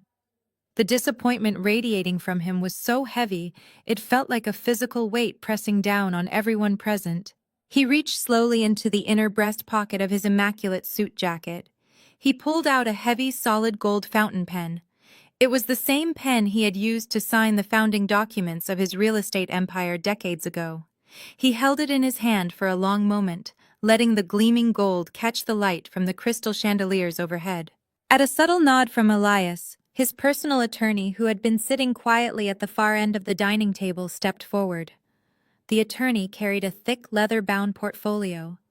He placed it directly in front of Grandfather Elias and opened it flat against the polished wood. I recognized the thick premium parchment immediately. It was the master document of the family trust and the official will that dictated the future of the multi-billion-dollar empire. Elias unscrewed the cap of the gold fountain pen. The metallic click echoed sharply in the silent dining hall. He looked down at the documents and then looked back up at his daughter. "You have disgraced this family." "Patricia," he said, his voice rumbling with a quiet, terrifying authority, "you have poisoned everything you touched. You stole from a sick, helpless child. You conspired with a criminal, and you brought federal agents into the home I built with my own hands. You care for nothing but greed and status, and in doing so, you have destroyed your own soul." Patricia tried to speak, but the federal agents held her firmly in place. Her makeup was smeared down her cheeks, and her designer dress was ruined. "I built this empire on integrity and hard work," Elias continued, his eyes narrowing with disgust. "I will not allow it to be inherited by parasites who prey on the weak. I will not allow the wealth I created to fund your arrogance or shield your crimes." He lowered his gaze to the thick parchment. With deliberate, forceful strokes, Grandfather Elias dragged the tip of the gold fountain pen across the page. The scratching sound of the nib cutting into the heavy paper was deafening in the quiet room. He crossed a thick, permanent line of black ink directly through Patricia's name. Then he moved his hand down the page and drew another harsh, uncompromising line straight through Lauren's name. He did not just reduce their inheritance, he eradicated them completely. He legally and permanently severed them from the family fortune, the trust funds, the properties, and the legacy they had worshipped their entire lives. Effective immediately, you are no longer heirs to this estate, he announced without a shred of pity. You will receive nothing. No legal funds, no allowance, no property. You are completely and utterly cut off. Lauren let out a fresh wail of despair from the floor, burying her face in her arms. Patricia just stared in absolute disbelief as the empire she thought she would one day rule was ripped away from her forever. But Grandfather Elias was not finished. He turned the page of the heavy portfolio. The attorney slid a second document forward. It was a comprehensive and absolute power of attorney accompanied by a strict succession mandate. Elias turned to look at me. The harsh anger in his eyes melted away, replaced by a profound, deep respect that I had never seen before. He looked at me not as the outcast granddaughter who had struggled to pay medical bills, but as an equal, as a warrior who had fought an impossible battle and won. "Vivian," he said, his voice softening just enough for me to hear the genuine pride beneath his words. "You faced the absolute worst this family had to offer. You were betrayed, mocked, and abandoned when your son needed us most. But instead of breaking, you built an empire of your own.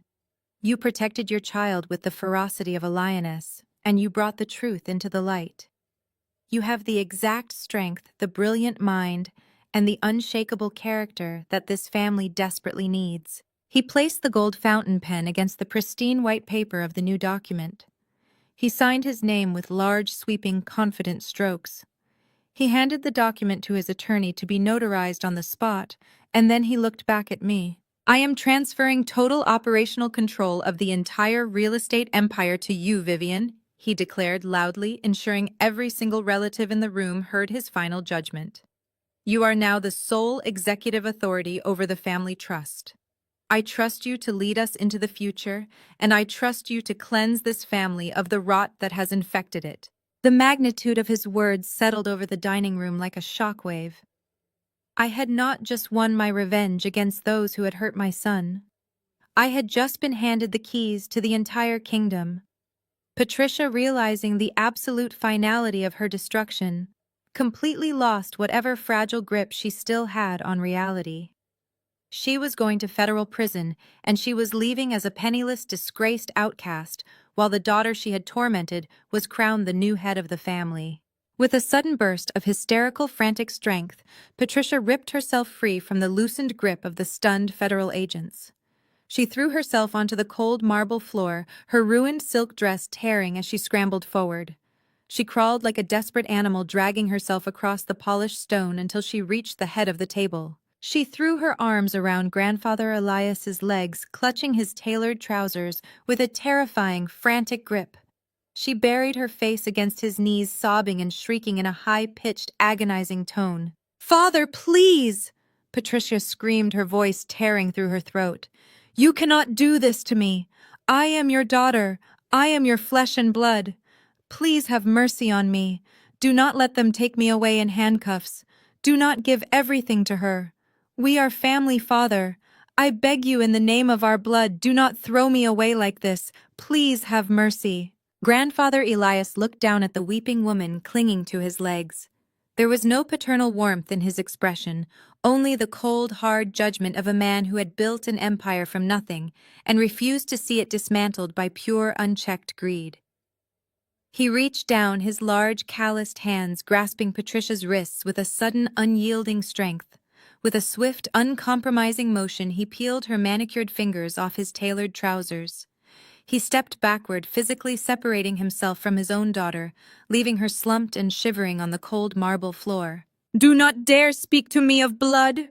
Elias said, his deep voice vibrating with a terrifying quiet fury. Blood is meant to build a legacy. Blood is meant to protect the vulnerable. You poisoned our blood the second you decided to steal from a sick child to fund your pathetic country club lifestyle. You are no daughter of mine. Patricia gasped, her chest heaving as she struggled to breathe through her hysterical sobbing. She looked up at him with ruined makeup streaming down her face, begging him to understand that it was a mistake, a temporary lapse in judgment that she was planning to fix. She swore she was going to put the money back. Elias let out a harsh, humorless laugh that echoed off the crystal chandeliers. He told her to stop insulting his intelligence. He took another step back, looking at her with a disgust so profound it made the other wealthy relatives in the room physically shrink away from her. You think you are so incredibly clever? Patricia, Elias stated, his tone dropping to a lethal whisper. You think your little shell companies and your offshore routing numbers are invisible. You honestly believe you outsmarted the very man who taught you how to read a financial ledger. He looked around the silent dining room, ensuring every single aunt, uncle, and cousin was hanging on his every word. He revealed that he did not just discover the missing trust funds today.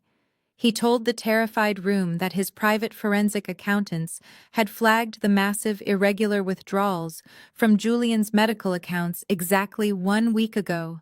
He described how he had personally spent the last 7 days tracing the money, watching it flow through Spencer's failing hedge fund and directly into the offshore accounts bearing Patricia's signature. I watched you parade around the estate all week, Elias said, his voice dripping with absolute contempt. I watched you boast about your new designer purchases. I watched you sneer at Vivian and mock her for working long hours, knowing full well that you were the one draining her son's life support fund. I watched you gorge yourself on your own arrogance, and it made me physically sick to my stomach. Patricia's eyes darted frantically around the room, searching for a single sympathetic face. But she found absolutely nothing. Her entire world was collapsing, but the final, most devastating blow was yet to come.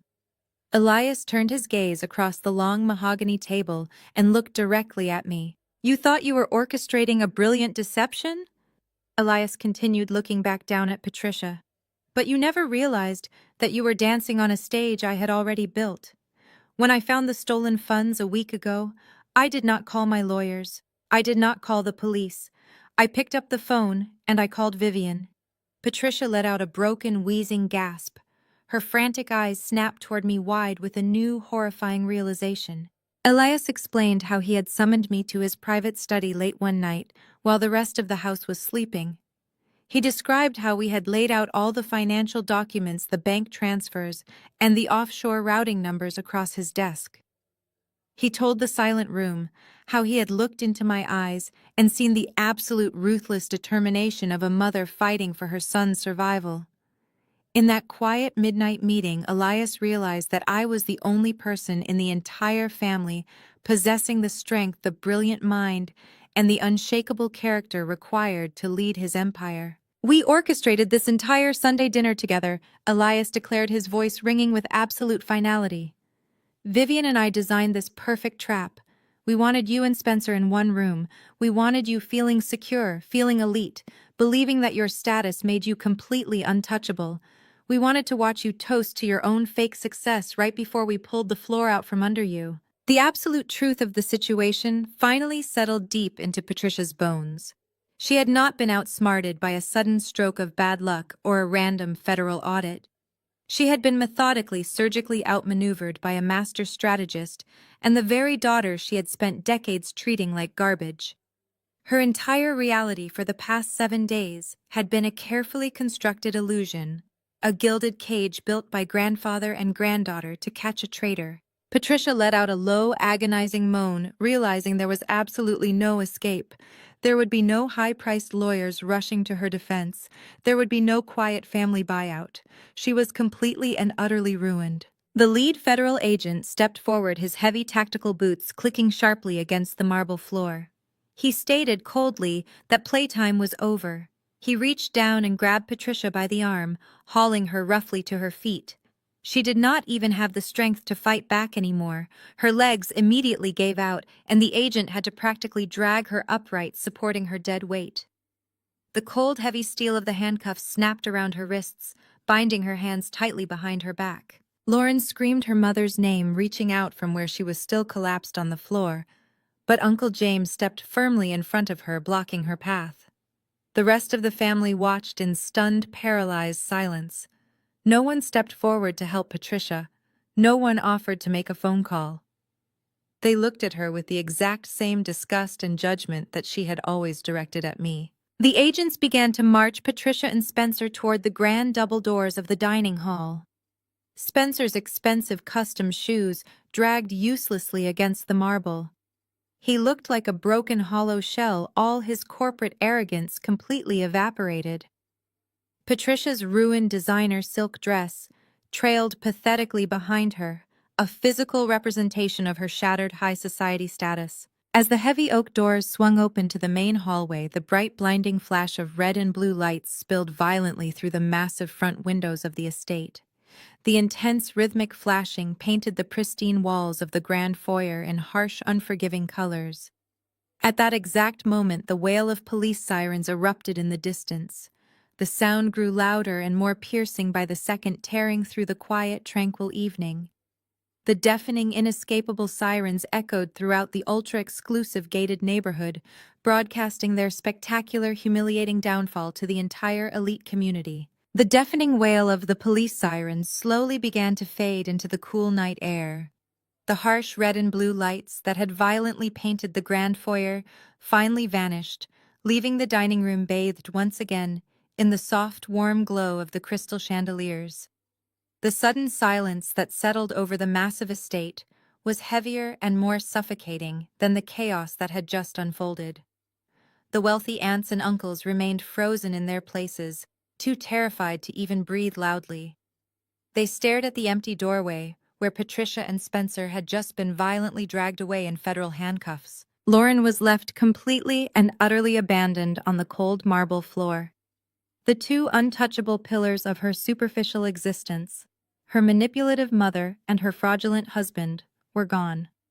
She was entirely alone. For a long, agonizing minute, she simply knelt there, staring at the empty space where Spencer had been brutally tackled. Her chest heaved with ragged, shallow breaths. Anyone else in her position would have felt a profound sense of shame, or at least a moment of genuine self-reflection. But Lauren was entirely incapable of humility. Slowly, the desperate panic in Lauren's eyes began to harden into something deeply ugly and familiar. She placed her trembling hands flat against the marble and pushed herself up. Her expensive silk designer gown was wrinkled and stained with spilled wine, but she frantically smoothed the fabric down over her hips. She reached up with her manicured fingers and aggressively wiped the smeared mascara from her cheeks. She took a deep, trembling breath and threw her shoulders back physically, forcing her body back into the rigid, arrogant posture of a high society socialite. It was a staggering display of pure, unfiltered delusion. Lauren lifted her chin and looked down her nose at the terrified relatives cowering against the dining room walls. She scoffed loudly as if the entire federal raid had merely been an annoying interruption to her elegant dinner party. She turned her venomous gaze directly toward me. Her eyes narrowed with a vicious, desperate hatred. She actually had the absolute audacity to sneer. Lauren declared that I was a pathetic, jealous vulture trying to capitalize on a temporary legal misunderstanding. She stated with absolute supreme confidence that Spencer would be out on bail by morning and that Patricia would easily crush the ridiculous federal charges with a single phone call to the governor. Lauren paced across the room, her high heels clicking sharply against the stone. She crossed her arms and haughtily proclaimed that regardless of what Grandfather Elias had written on some meaningless piece of parchment, she was still a legitimate member of the elite class. She loudly declared that she was still the rightful mistress of this massive estate. She gestured wildly to the towering ceilings, the expensive imported artwork, and the custom furniture. She yelled that this was her sanctuary, her property, and her domain. She demanded that I take my cheap briefcase and walk out the front door immediately. She literally ordered me to leave her mansion before she had the private security team throw me out onto the street. I did not move a single inch. I stood perfectly still near the head of the long mahogany table, watching her pathetic, frantic performance. I looked at the utter terrifying desperation leaking through her arrogant facade. I felt a deep, powerful wave of pure vindication radiating through my chest. I let a slow, freezing smile spread across my face. I did not raise my voice or match her hysterical energy. I simply raised my right hand into the air and sharply snapped my fingers. The sharp cracking sound echoed like a gunshot through the silent dining hall. Instantly, the heavy wooden doors leading to the private security office swung open. The chief of the estate's private security detail, a towering, broad-shouldered man, stepped out from the shadows. Lauren smiled triumphantly, thinking the guard was coming to remove me just as she had commanded, but the chief did not even look in my direction. He walked with heavy, measured footsteps straight toward Lauren. He stopped directly in front of her, towering over her trembling frame. He reached into his dark jacket and pulled out a crisp, stiff legal document. Without saying a single word, he forcefully shoved the paperwork flat against Lauren's chest. Lauren instinctively brought her hands up and grabbed the thick paper before it could fall to the floor. She looked down at the bold black lettering printed across the top of the page. I watched the last remaining shreds of color completely drain from her face. I took a slow, deliberate step toward her, my heels echoing methodically against the marble.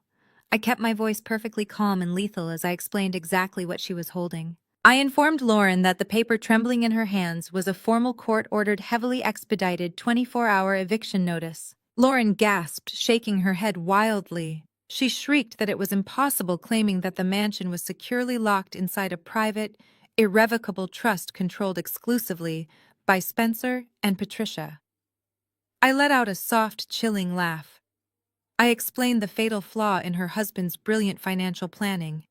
When Spencer's offshore investments first began to violently hemorrhage money 6 months ago, he grew desperate. He secretly leveraged the entire estate, using the mansion as hidden collateral to secure massive high-interest loans from a ruthless private bank in order to cover his mounting losses. I looked deeply into Lauren's terrified eyes and delivered the ultimate crushing truth. I told her that when Spencer inevitably defaulted on those hidden loans last month, the bank prepared to seize the property. But they never got the chance. I explained that I had personally stepped in and quietly purchased the entirety of Spencer's defaulted debt directly from the bank holding company. I paid in full and in cash. I took another step closer, forcing Lauren to back up until she hit the edge of the dining table. I told her that I now held the absolute exclusive deed to the property. The walls, the chandeliers, the imported furniture, and the very marble beneath her feet belonged entirely and legally to me. The catastrophic reality of the situation crashed down on Lauren with the force of a falling building. The thick eviction notice slipped through her numb fingers and fluttered silently to the floor. The delusional, arrogant shield she had desperately constructed completely vaporized. The raw, terrifying truth stared her right in the face. She had absolutely nothing left. Lauren dropped to her knees for the second time that night. She gripped the sides of her head, her perfectly styled hair falling in messy clumps around her face. She let out a piercing, guttural scream of pure, unadulterated panic. She looked up at me with wild, completely shattered eyes and shrieked, asking me how she was supposed to survive in the real world with absolutely no money, no house, and no career to her name. Lauren screamed in pure, unadulterated panic, her voice cracking as it echoed off the high vaulted ceilings of the dining room. She clawed at the marble floor, her perfect manicure chipping against the hard stone. She wailed about her designer clothes, her country club memberships, and her elite social circles completely evaporating into thin air. "How am I supposed to survive, Vivian?" she shrieked, her face twisted into a mask of pure terror. "I have never had to work a single day in my life. I have no money, I have no house, and I have no career. I do not know how to be poor." I stood perfectly still and looked down at my younger sister groveling at my feet. 15 years ago, I had asked myself the exact same terrifying questions. I remembered standing in the freezing rain with nothing but the clothes on my back and a sick child in my arms, terrified of the future. I had begged for a small loan just to buy baby formula, and Lauren had laughed in my face. She had stood on the balcony of this very mansion wearing a custom silk robe, sipping expensive champagne, and told me that survival was a peasant's problem. She had mocked my struggles and paraded her unearned wealth in my face while I worked 3 exhausting jobs just to keep the lights on and pay for Julian's basic medical treatments. She had driven past me in her luxury sports car, splashing muddy puddle water onto my only warm coat while I waited for the city bus in the dead of winter. Now the peasant had become the queen, and the spoiled princess was weeping in the dirt. I did not offer her a hand. I did not offer her a single ounce of pity. I reached slowly into the inner pocket of my tailored blazer. I withdrew a folded piece of cheap, coarse paper. It was starkly out of place in the grand, luxurious dining room. I held it between 2 fingers for a moment, letting the entire family watch before I let it drop. The paper fluttered gently through the air and landed right on top of her 24-hour eviction notice. Lauren stopped her hysterical sobbing just long enough to look down. She picked up the paper with trembling, confused hands. Her tear-filled eyes scanned the black and white text. It was a standard employment application. The faded, grease-stained logo at the top belonged to a run-down, greasy spoon diner located in the absolute worst part of the outer suburbs. It was a place where the linoleum floors were permanently sticky, the coffee tasted like battery acid, the neon signs constantly flickered, and the tips were counted in pennies and dimes. It was the exact diner where I had worked the graveyard shift 15 years ago, scrubbing dirty plates, cleaning overflowing toilets, and serving drunken truck drivers just to afford basic groceries. I had saved every single one of those hard-earned pennies, while Lauren had spent thousands of dollars a week on designer handbags she wore exactly once. "That is a waitress application," Lauren gasped, her voice trembling with fresh absolute horror. "You want me to serve food to people. You want me to wipe tables." I looked her dead in the eyes and let a slow, freezing smile spread across my face. I told her that she was finally going to learn the actual value of a single dollar. I told her that she was going to spend 8 agonizing hours a day on her feet, smelling like stale grease and cheap bleach, dealing with rude customers who would treat her with the exact same blatant disrespect she had shown me her entire life. I told her that when her feet bled inside cheap slip-resistant shoes and her back ached from carrying heavy trays, she would finally understand what it meant to actually survive in the real world. I told her it was time she learned how to earn her own living, just as I had to do when this family cast me out to die. Lauren stared at the cheap paper as if it were covered in poison. She threw it away from her, violently shaking her head.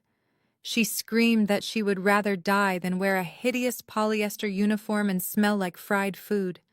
She demanded that someone help her, looking wildly at our aunts and uncles. She begged Uncle James to take her in. She pleaded with Aunt Martha to give her a loan. But the rest of the family simply took a collective step backward. They looked at the job application with sheer terror, as if poverty were a highly contagious disease they might catch if they stood too close to her. They averted their eyes, pretending they could not hear her desperate pleas.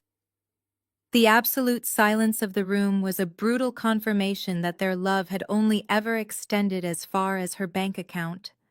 Even Grandfather Elias simply watched the pathetic display with a cold, approving glint in his hard eyes, entirely satisfied with the brutal justice playing out before him. I smoothed the lapels of my blazer and stepped over the discarded application. I informed Lauren that her refusal to work was no longer my concern. I reminded her that she had exactly 24 hours to pack whatever cheap belongings she could carry and vacate my property before I had the local police physically drag her out onto the curb.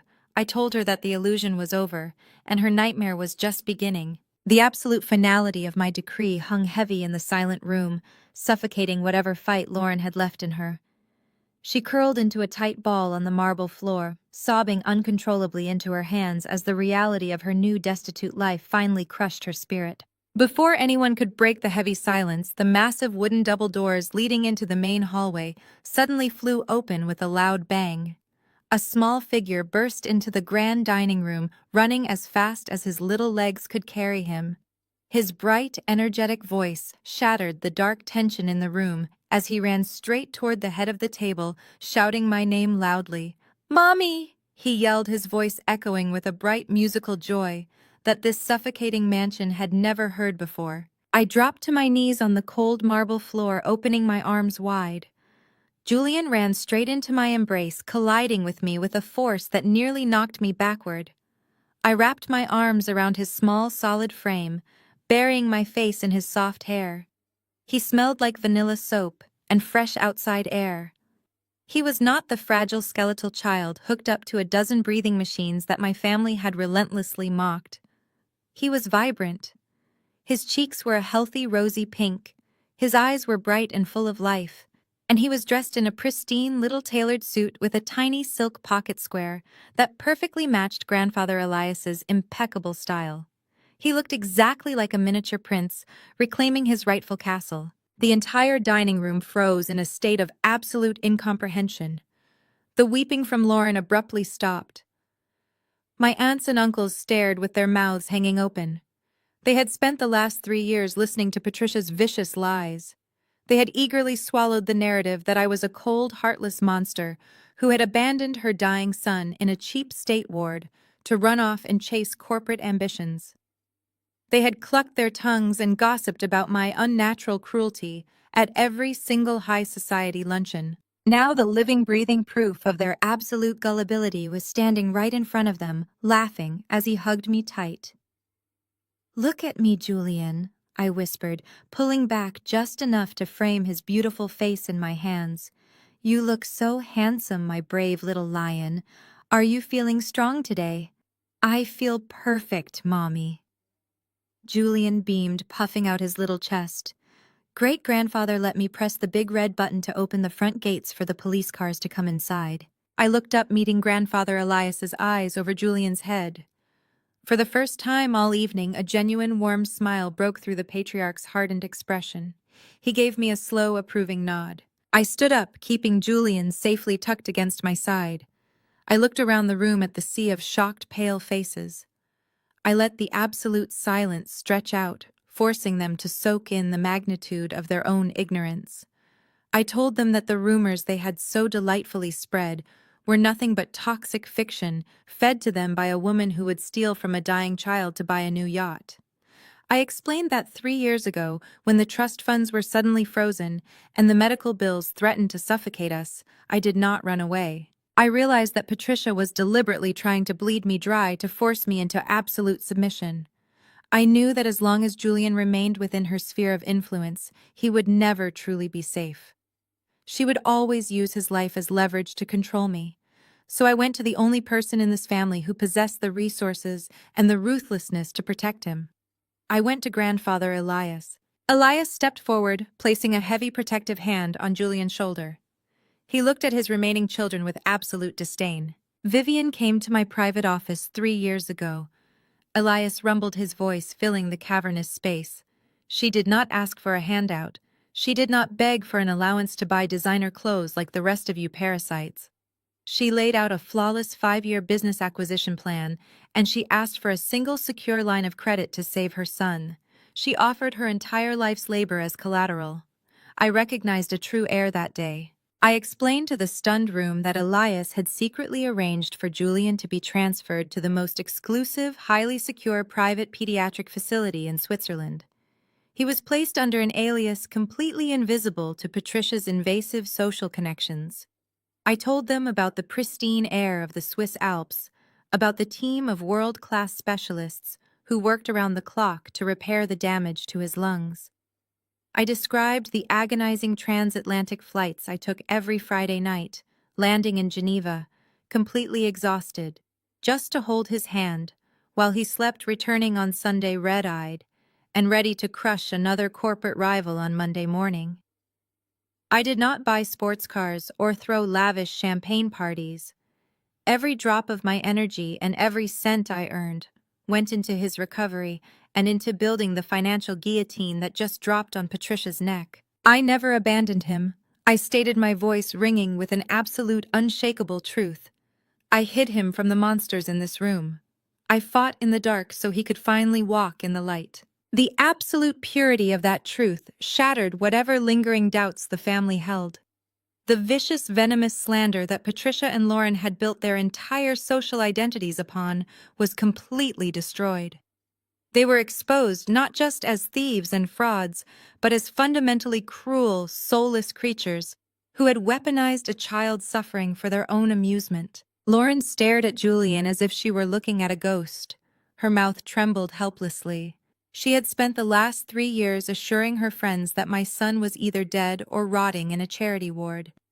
She had used his tragic story to garner fake sympathy for herself, playing the role of the burdened, elegant aunt who was so terribly sad about her wayward sister. Seeing him now standing tall and wealthy entirely erased her carefully constructed victim narrative. My aunts and uncles physically turned their backs on the spot where Lauren was still kneeling.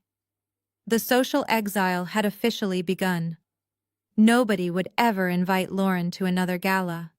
Nobody would ever answer her frantic phone calls for a loan. She was toxic waste, and she knew it.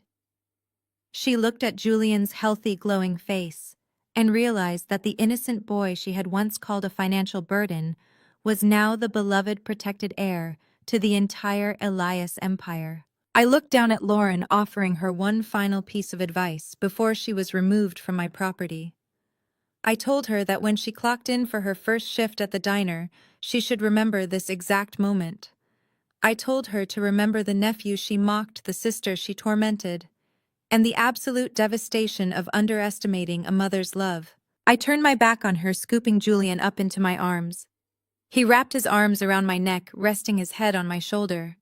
I walked out of the dining room with Grandfather Elias right beside me, leaving the ruined, screaming remnants of my toxic family behind us. The heavy oak doors slammed shut, cutting off Lauren's wails and signaling the absolute end of their reign. The air in the hallway was crisp and clean. The nightmare was finally over. The empire was secured, and my son was safe. 6 months later, the heavy mahogany doors of the federal courthouse sentencing room swung open. The sharp crack of the judge's heavy wooden gavel echoed loudly off the cold, dark wood-paneled walls of the federal courtroom. The sound was incredibly final and absolute, permanently sealing the fate of the 2 people who had relentlessly tried to destroy my life and murder my child. Spencer stood trembling violently at the defense table, his expensive tailored suit hanging loosely off his newly gaunt and broken frame. The stern federal judge looked down at him from the high bench with pure, undisguised disgust. The judge did not hesitate as he handed down a staggering sentence of 15 long years in a maximum security federal penitentiary for wire fraud, embezzlement, and grand larceny. Patricia sat rigidly next to him, her perfectly styled hair now flat and lifeless. Her trademark arrogant smirk was completely gone, erased from existence, and replaced by a hollow, terrified stare. The judge showed her absolutely no mercy, sentencing her to 10 hard years for her masterful role in the massive financial conspiracy. They were handcuffed right there in the middle of the crowded courtroom. The heavy steel chains clinked loudly and sharply as the bailiffs dragged them roughly away toward a bleak, miserable future behind thick iron bars. I sat quietly in the gallery and watched them disappear through the heavy side doors, feeling a profound sense of absolute closure wash over my entire soul. The swift hand of righteous justice had not just stopped at the courthouse steps. Far away from the sterile federal building, Lauren was currently living out the exact agonizing nightmare I had promised her. She now resided in a cramped, dilapidated rental apartment complex on the polluted industrial edge of the city, where the cheap baseboard heating barely worked and the rusty pipes rattled loudly all night long. She spent her long, miserable days wearing a stiff, scratchy polyester uniform that permanently smelled of cheap frying oil and burned coffee. I had received a detailed report just yesterday from a private investigator verifying that she was currently working the grueling lunch shift, wiping down sticky tables for minimum wage. Her delicate, previously manicured hands were now rough red and blistered from harsh industrial chemical cleaners. She had to force a fake smile and nod politely at rude truck drivers who left her measly dime tips on dirty countertops. The high society princess who once scoffed at my survival was now painfully learning the exact brutal cost of a single dollar. She had no hidden trust fund to save her, and no manipulative wealthy mother to shield her from the harsh reality of the real world.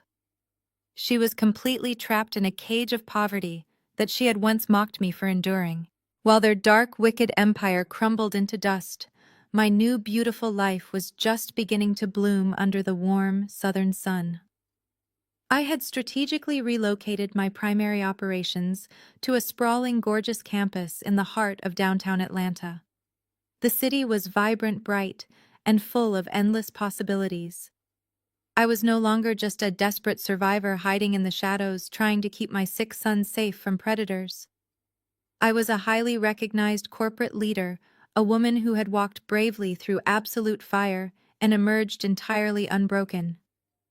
Today marked the absolute most important milestone of my entire professional career and my personal journey. We were cutting the thick red ribbon on the Julian Elias Foundation, an expansive state-of-the-art facility entirely dedicated to protecting vulnerable children from familial financial abuse and medical exploitation. I had taken the darkest, most terrifying chapters of my past and weaponized them into a brilliant protective shield for others who could not fight for themselves. The grand inauguration ceremony was attended by hundreds of prominent figures, passionate advocates, and resilient survivors who shared my fierce vision. I stood confidently at the massive glass podium, looking out over the sea of supportive, smiling faces. I did not speak about vengeance or bitterness, because those toxic emotions belong to the past.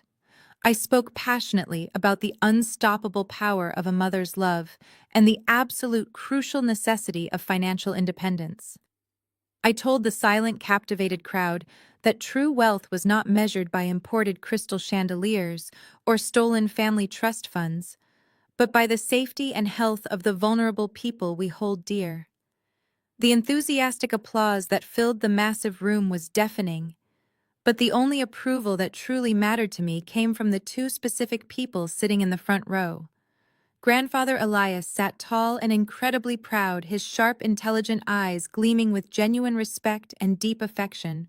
Right next to him, Julian was clapping his small hands together loudly, a bright, beautiful, innocent smile lighting up his rosy, healthy cheeks. After the crowds finally dispersed, and the golden afternoon sun began to dip slowly below the spectacular Atlanta skyline, the three of us took the private glass elevator up to the top floor of the skyscraper. We stepped out together onto the massive open-air balcony that overlooked the sprawling, glowing city below. The warm, gentle evening breeze ruffled Julian's soft, dark hair as he ran eagerly to the reinforced glass barrier, pointing excitedly at the tiny cars moving on the busy streets far below us.